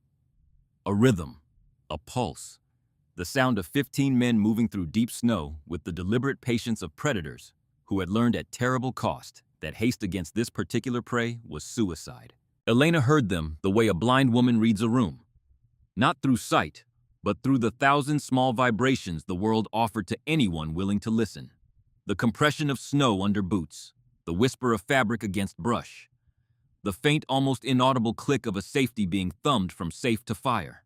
Sounds that the storm should have buried but didn't, because Elena had trained in storms worse than this. And Harlan had taught her that noise didn't disappear in bad weather. It changed shape. You just had to know what shape to look for. 3 groups.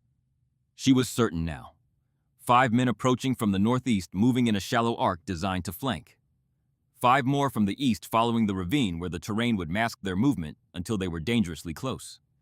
And 5 from the southeast, the most direct route, moving slowly, deliberately drawing attention while the flanking elements closed. It was a wolf pack tactic. Kaz had reorganized his shattered unit in minutes, adapted his strategy to account for the weapon that had killed his commander, and taken his arm, and designed an approach that exploited the one weakness of a bolt-action rifle at close range. Elena respected it. Respect was not the same as fear, and fear was not the same as hesitation. She could feel the difference in her body. Her heart rate had risen from 50 to 62, elevated for her, a sign that her nervous system recognized the threat as genuine. But her hands were steady, her breathing was controlled, and her mind was doing what Harlan had spent 18 months teaching it to do, working the problem. "Captain," she said, turning to Greer, "I need your squad in 2 positions. 6 shooters on the eastern approach using the boulders as cover. That's where the main pressure will come. Put Beckett in charge of that element. He's steady." Greer nodded. He had already accepted the inversion of authority that the situation demanded. He was the officer. She was the corporal. But she was also the person who understood what was coming, and in combat understanding outranked everything. "And the other 6, with me, southeast. That's where their leader is. He's using the direct approach as bait, but he'll be with this group. He wants to close the distance personally. He wants to see me when I go down." "You sound sure of that." "I am." He's angry. I took his arm and his commander. Professional soldiers process anger by converting it into purpose. His purpose right now is to kill me face to face. It's a weakness, but it makes him dangerous because he won't stop. Elena paused, looked at the soldiers around her. Exhausted, frozen, wounded, running on fumes, and whatever stubborn refusal to die lived at the bottom of the human spirit. "This fight will be close," she said. "Under 100 meters. My rifle is a liability at that range against multiple targets. I need your short guns covering the angles I can't reach. I'll handle him." Him, their leader, the one I hit through the log. He's still alive and he's leading this assault. Ferris stared at her. "You blew his arm off at 300 meters and he's coming back for more. That's what professionals do, Sergeant. They come back." She said it without admiration or contempt. Just recognition. The way one craftsman acknowledges another. They split. Beckett took Rawlings, Tierney, and 3 others to the eastern position, settling behind the boulder line with overlapping fields of fire into the ravine. It was a good position. Not perfect. Nothing was perfect in a blizzard on a mountain with 10 rounds per rifle and fingers so cold they could barely find the trigger. But it was defensible, and Beckett was the kind of soldier who made defensible positions feel like fortresses through sheer force of competence. Elena moved southeast with Greer, Douthit, Ferris, Kestrel, and 2 soldiers from 2nd Platoon. Kestrel shouldn't have been there. His hypothermia had progressed to the point where his speech was slurred, and his movements had the slow, dreamlike quality of a man whose body was shutting down around him. But when Greer tried to send him to the eastern position where the fighting might be lighter, Kestrel shook his head. "She saved us," he said, the words thick and effortful. "I'm staying." Elena didn't argue. She had seen this before. Soldiers who had been given back their lives by someone else's courage found a kind of strength that went beyond what their bodies should have been capable of. It wasn't adrenaline. It wasn't training. It was something older than both. The debt of the living to the person who kept them that way. They took positions behind a cluster of fallen pines and snow-covered rocks at the edge of a small clearing. The terrain funneled the southeastern approach into a natural corridor, maybe 40 meters wide, bordered by steep ground on both sides. Anyone coming from that direction would have to pass through it. Elena knelt behind a drift at the far end of the corridor. Rifle up, scope scanning the tree line. The snow was falling harder now, the second front rolling in as she had predicted, visibility dropping from 15 meters to 10. Then 8. The world was shrinking, compressing, squeezing the battlefield down to dimensions where a long rifle became a club, and instinct became more valuable than optics. She felt it then. The thing she had not felt since Syria. Fear. Not the paralyzing kind. Not the kind that froze muscles and emptied minds. Elena had trained past that years ago. This was a different species entirely. The fear of a professional who understood with absolute clarity that the situation had moved beyond the boundaries of her advantage. She was a distance shooter in a close quarters fight, a surgeon being asked to box. Every skill that made her lethal at 300 meters, the patience, the stillness, the precise calculation of variables across vast distances, became liabilities when the enemy was close enough to hear her breathe. The memory surfaced without her calling it. Harlan.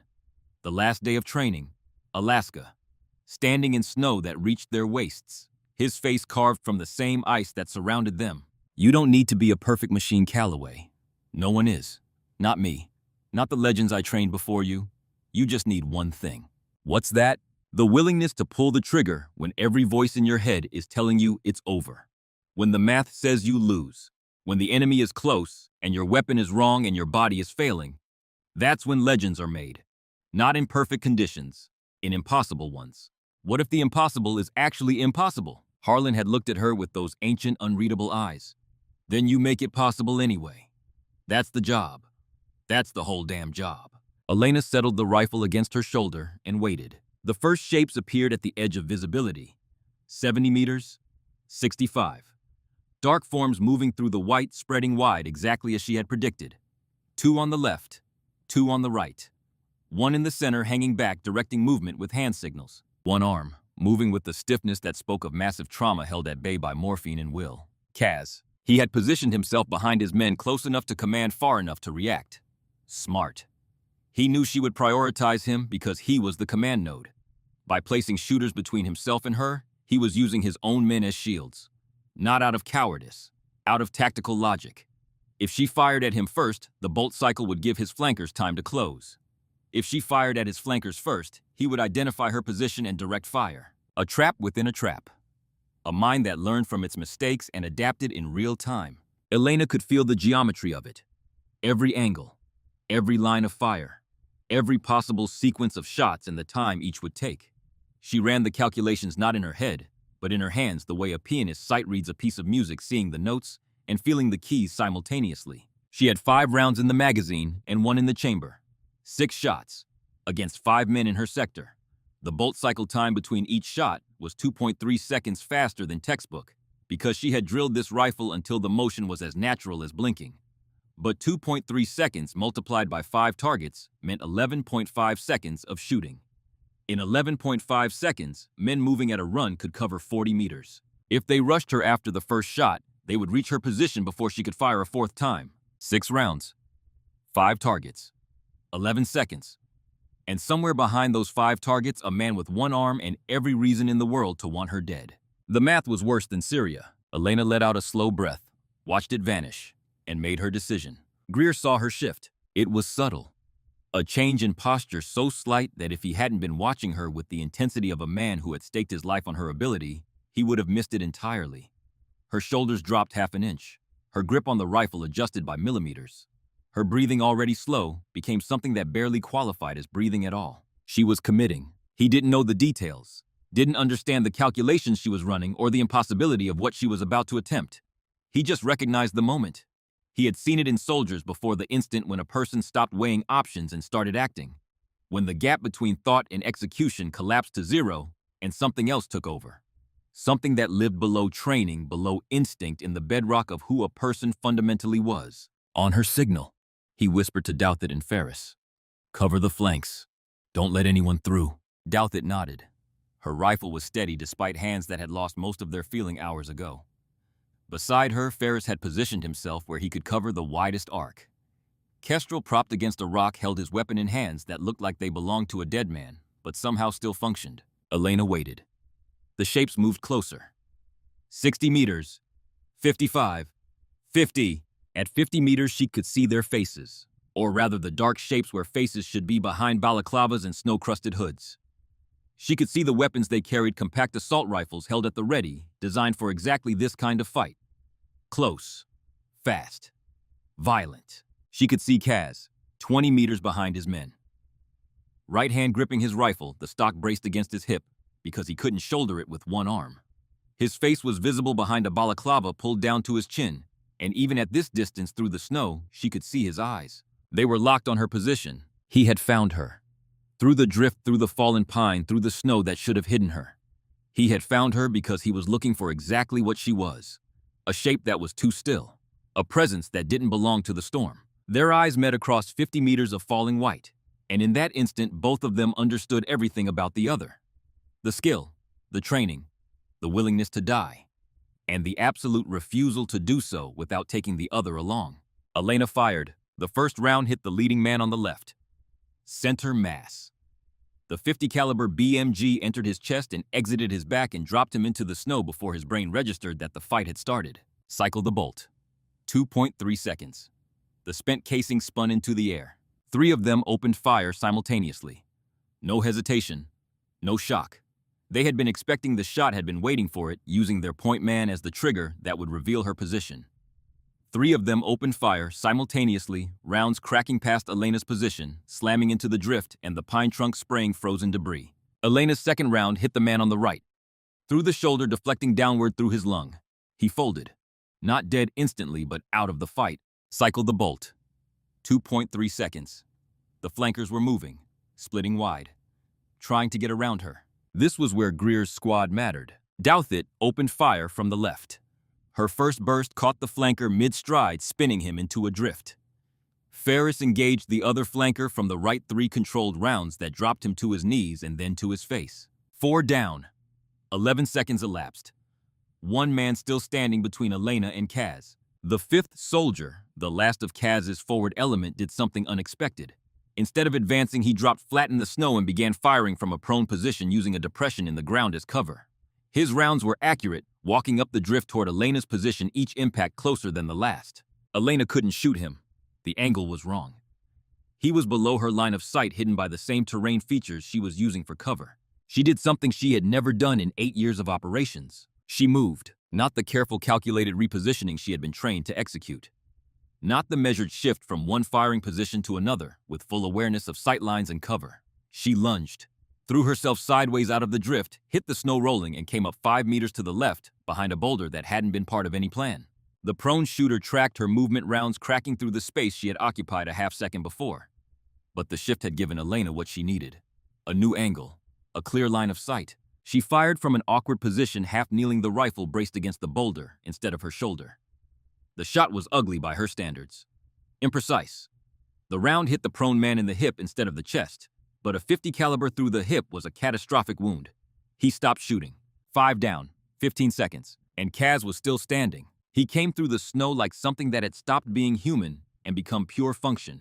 1 arm, 1 rifle, a body held together by field dressing and morphine, and the particular stubbornness of a man who had decided that dying was acceptable as long as it happened after he completed one final task. He was 40 meters away, then 30, moving at a pace that should have been impossible for a man who had lost a limb and a liter of blood in the last hour. His rifle fired in short bursts, controlled despite being hip-braced, the rounds walking toward Elena's new position, with the accuracy of someone who had spent a lifetime shooting in conditions exactly like these. Behind Elena, Greer rose from cover and fired 3 rounds at Kaz. 2 missed, swallowed by the storm. The third caught the snow at Kaz's feet. He didn't flinch, didn't alter his stride.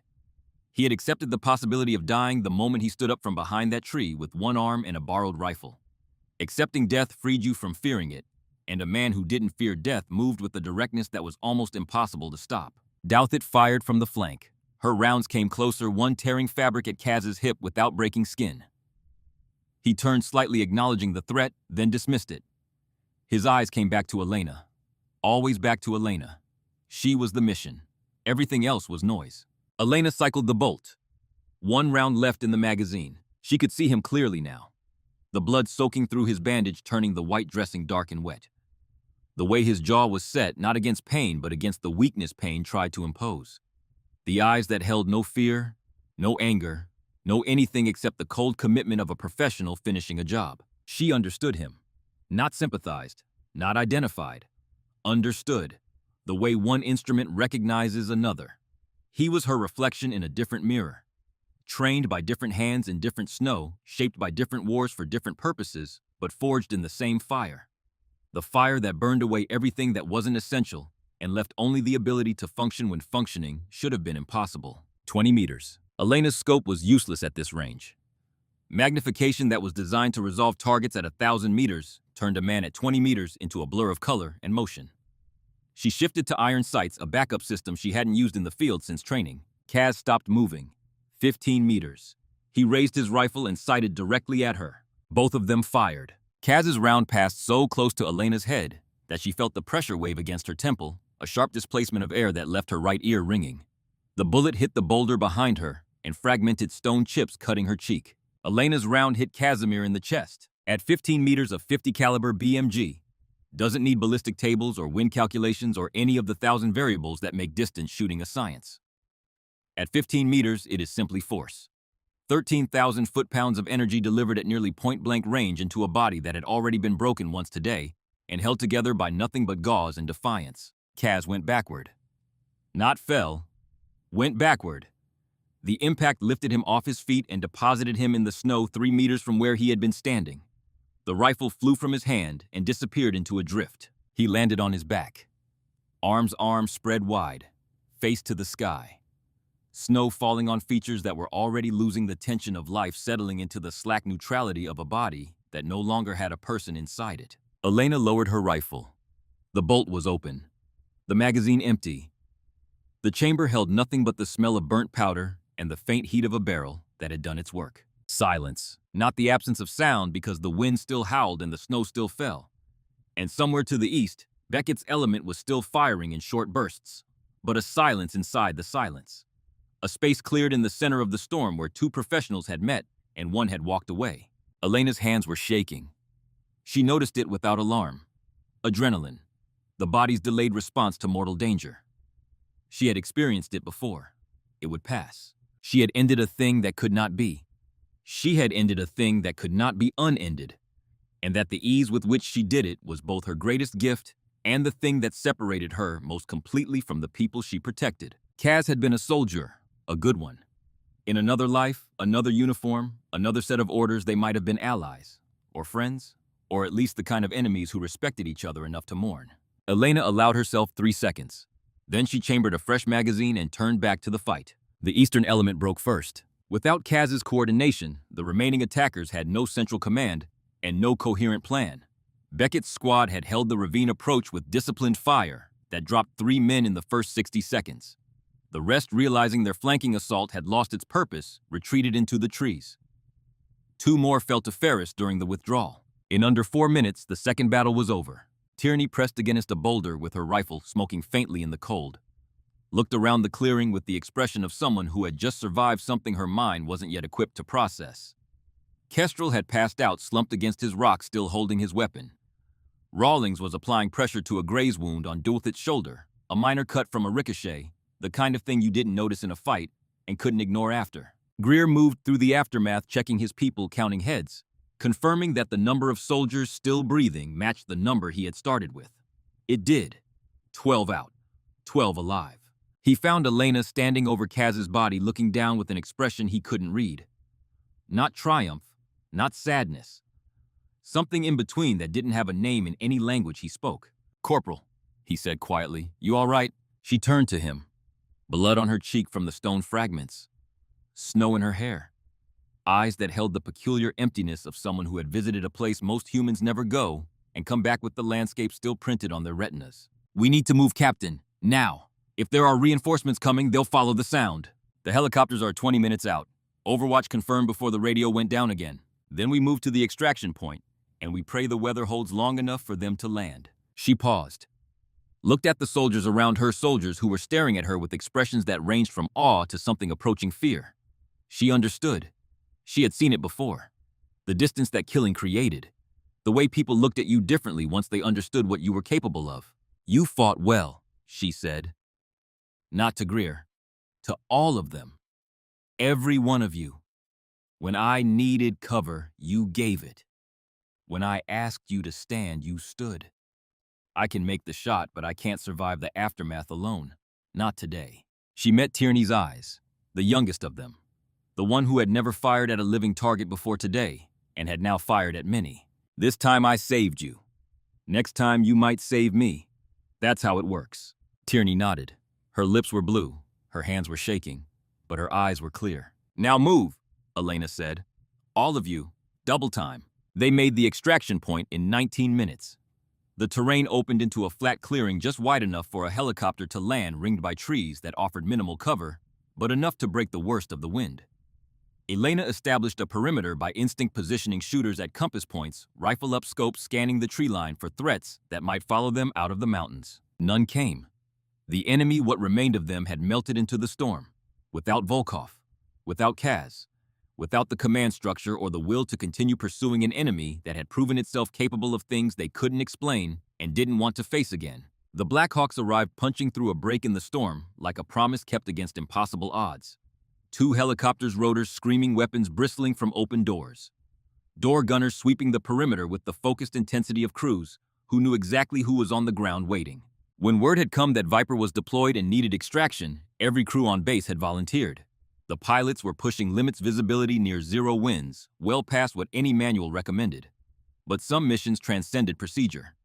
Some names whispered through back channels and classified briefings carried enough weight to make helicopter pilots fly through weather that should have grounded them. Viper was one of those names. The wounded went first. Kestrel, unconscious now, was strapped to a stretcher and hauled aboard by medics who moved with the urgent efficiency of people who understood that minutes mattered. Rawlings followed, his arm wrapped tight. Tierney, early hypothermia setting in despite her stubbornness, was bundled in thermal blankets. The rest held a perimeter while the helicopter settled.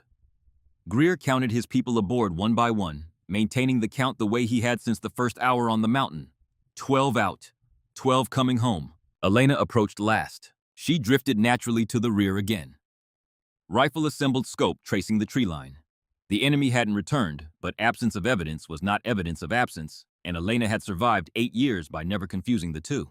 A crew chief, a warrant officer named Jackson, who had flown cover for classified operations before, and recognized the rifle case on Elena's back from briefings he wasn't supposed to remember, leaned out the open door. "Viper, move! We're exposed!" She ignored him.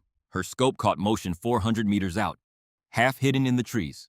An enemy scout, likely the forward element of reinforcements. She could see him clearly. Young, cold, scared, holding a radio calling in their position. She could end him right there. 1 round. 400 meters. Difficult in this wind, but well within her capability. It would send a message. Remind them that even in retreat, even in extraction, even at the end of a fight that should have killed her, she was still hunting. But the message had already been sent. Killing that scout would be ego, not necessity. And Elena had never permitted herself the luxury of ego behind a rifle. She lowered the weapon and jogged to the helicopter. Jackson grinned as she climbed aboard. "Heard you made one hell of a shot today, Viper." "2 shots. She corrected, securing the rifle case between her knees. "Even better. Command's already talking commendations. You'll have more medals than room to wear them." Elena said nothing. She had turned down awards before. Medals meant ceremonies. Ceremonies meant attention.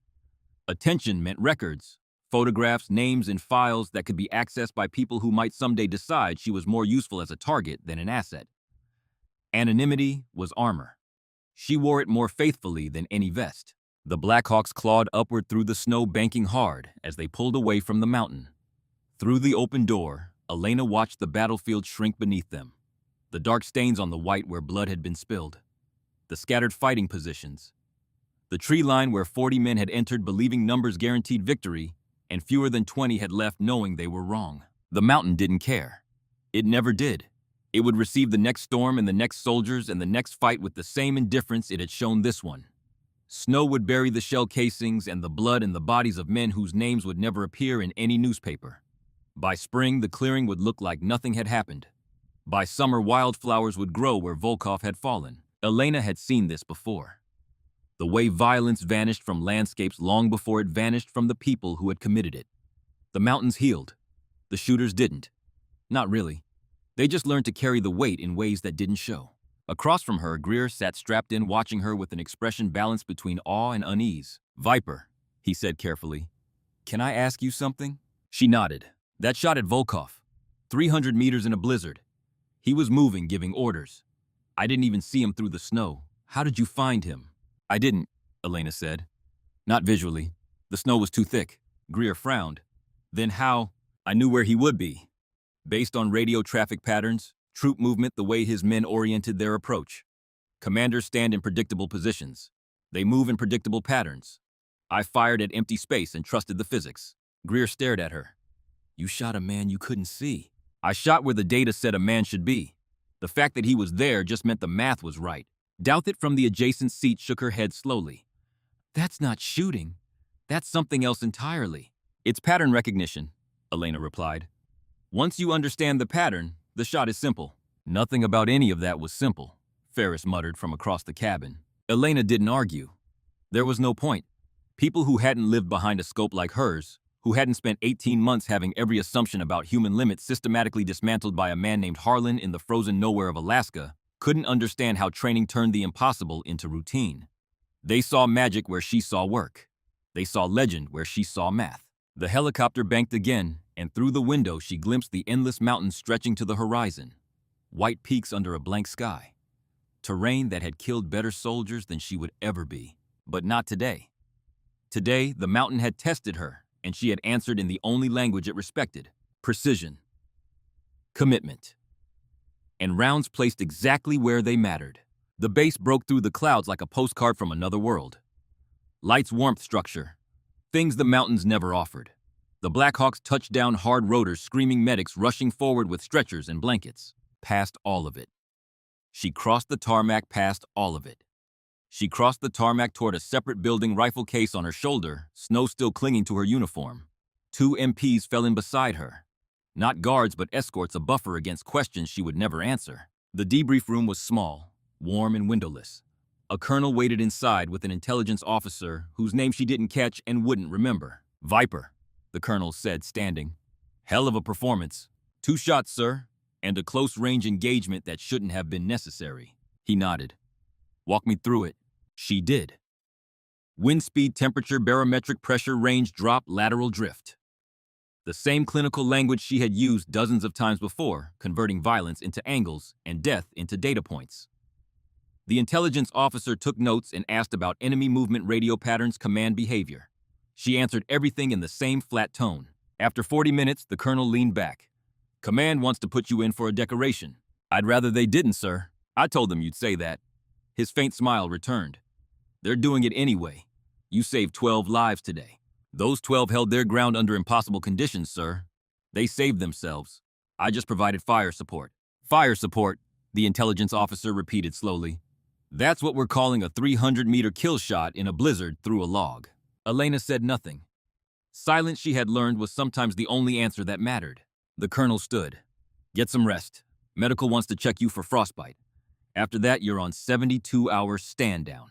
Sir, I don't need... Not a request, Viper. That's an order. She nodded and let herself be escorted to medical. The doctor, one she had seen before, ran through the routine. Fingers and toes checked for frostbite. Minor tissue damage noted, nothing permanent. Core temperature low, but recovering. He wrapped her fingers in thermal bandages and delivered the usual lecture they both knew she would ignore. You know, he said, most soldiers exposed to those conditions for that long would be in serious trouble. Elena met his eyes. I'm not most soldiers. No, he said quietly. You're not, but you're still human, Viper. This kind of life takes a toll. I compartmentalize, doctor. That's what makes me effective. Compartmentalizing isn't the same as being healthy. No, she agreed, but it's what I have. He sighed and let her go. It was a conversation they had held before in various forms, and it always ended the same way. With her walking out the door, and him wondering how long a person could live like that before the compartment stopped holding. In her quarters, Elena sat on the edge of her cot and field-stripped the Macmillan for the 3rd time that day. Bolt trigger group barrel. Each component cleaned, oiled, inspected for wear. The ritual calmed her the way prayer calmed other people. Repetitive, precise, requiring just enough focus to keep the mind from wandering to places it didn't want to go. Your rifle is the most honest relationship you'll ever have. She reassembled it, worked the bolt, dry fired at a spot on the wall she had memorized long ago. The break was clean. Perfect. She thought about Kaz, about the moment their eyes had met across 50 meters of falling snow, about the recognition she had seen in his face, the mirror image of her own commitment, and what it meant that she had ended it. She thought about Tierney, 23 years old, hands shaking, jaw set, firing at men who wanted to kill them. About the courage that took. Real courage. Not the absence of fear, but the decision to act in spite of it. She thought about Harlan. She hadn't spoken to him in 2 years. The last communication had been a letter handwritten, delivered through channels so classified that neither of them could acknowledge it existed. He had written 4 sentences. Heard about the Caucasus operation. 6 days alone in those mountains. You've passed everything I ever taught you. Now teach yourself the rest. She hadn't understood the last sentence then. She was beginning to understand it now. Harlan had given her the skills to survive. The rest, the part about living with what survival cost, he couldn't teach because he hadn't figured it out himself. That was the work that remained. The work that would take longer than any mission and require more courage than any shot. The rifle case sat open on the floor. She reached into the pocket sewn into the lid, a pocket no one else knew existed, and pulled out a folded photograph. Worn at the creases, faded by time and handling. A picture of a lean, weathered man standing in snow coffee in hand, staring at the camera with eyes that gave nothing away. On the back in handwriting, she knew as well as her own 3 words. Trust the work. She held the photograph for a moment, then folded it carefully and put it back. A knock on the door. She opened it to find Greer standing in the hallway, still in his field uniform, 2 cups of coffee in his hands. Thought you might want this, he said. She took the cup. They stood in silence for a moment, the kind of silence that happens between people who have shared something that cannot be adequately described in words. The intel report came through, Greer said, about the ambush, how Volkov knew our route. Elena's eyes sharpened. And it wasn't a spy, wasn't some sophisticated intelligence operation. He paused and something dark moved across his face. It was a logistics officer at Elkhorn, a major. He had access to our mission file because he handled supply allocation for the operation. Why did he do it? Greer looked at her, held her gaze. Because he thought the mission was a waste of resources. His words, according to the investigation. He said, and I'm quoting the preliminary report, that committing a 12-man squad to escort a female marksman into a combat zone was a misallocation of assets driven by political considerations rather than operational necessity. The words settled between them like stones dropped into still water. He leaked our route to a contact who sold it to Volkov's network. Not for money, not for ideology, because he didn't believe a woman was worth protecting. Elena's expression did not change. Her hands did not move. Her breathing remained exactly as it had been. But Greer, who had spent 22 years reading soldiers the way other people read books, saw something pass behind her eyes. Not surprise. She wasn't surprised. That was the part that hit him hardest. She had lived with this her entire career. The dismissal. The assumption. The quiet, corrosive certainty of men who believed that competence had a gender, and that hers was the wrong one. 12 soldiers had nearly died in a mountain ambush in Montana because a logistics officer couldn't accept that the person his supply chain supported was a woman with a rifle instead of a man. Not because the intelligence was flawed. Not because the mission was compromised by enemy capability. Because of contempt. Simple, ordinary, unremarkable contempt. The kind that didn't even recognize itself as hatred. The kind that wore the uniform of reason and called itself pragmatism. He's been arrested, Greer said. Court-martial is pending. He'll spend the rest of his career in Leavenworth if the JAG office has any sense. They always have sense after the fact, Elena said quietly. It's the before that's the problem. 12 people nearly died. Greer said, his voice low, and waited with something that might have been shame on behalf of the institution they both served. Because one man couldn't accept that the best shooter in the United States military is a woman. Elena took a sip of coffee, set the cup down, looked at Greer with eyes that had seen more than most people could imagine and survived more than most people could endure. It's not new, Captain. It won't be the last time. And it doesn't change what I do or how I do it. Doesn't it make you angry? She considered the question honestly. It makes me tired. Anger is a luxury. Tiredness is data. I process it and I move. Greer shook his head. You're something else, Corporal. I'm a soldier, sir. Same as you. Same as Tierney and Ferris and Beckett and Kestrel. I just have a longer rifle and more practice using it. He left. She closed the door, sat back on the cot, stared at the ceiling. Outside, snow began falling again. Quiet and relentless the way it always fell in mountains, erasing footprints, burying blood, turning the world white and silent. 3 weeks later, a classified report crossed the desk of a general who had never met Elena Calloway, but had approved every mission she had ever run. It detailed an operation in terrain so brutal that 2 prior teams had failed attempting it. Remote, high altitude, winter conditions that the brief described with clinical understatement as severe. At the bottom of the report was a single line. Objective achieved. 1 shot. 0 casualties. The general read it twice, shook his head, and locked it away behind 3 levels of clearance.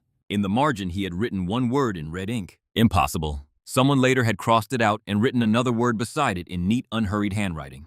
Not for Viper. Somewhere in the world, in mountains no one would ever name.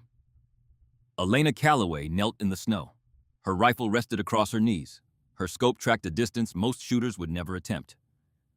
The wind came from the north, cold and sharp, carrying data she read the way other people read faces. Around her, the kind of silence that only exists in places where humans are not welcome.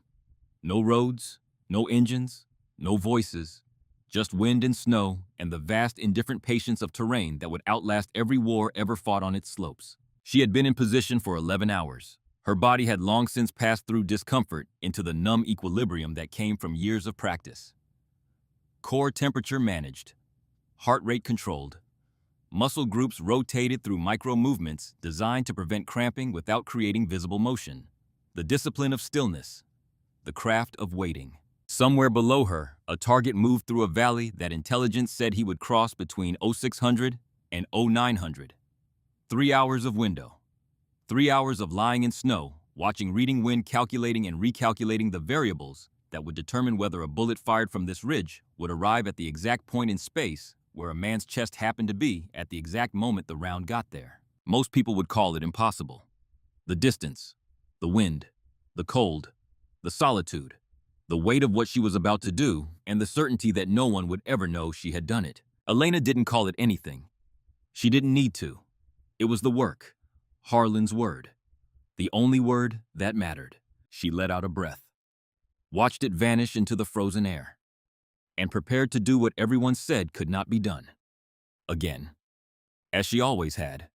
As she always would. Behind her, soldiers who would never learn her name were about to live because of a single round placed exactly where it needed to be by a woman who had made a career of refusing to accept the word impossible. The snow kept falling, erasing every trace that she had ever been there at all.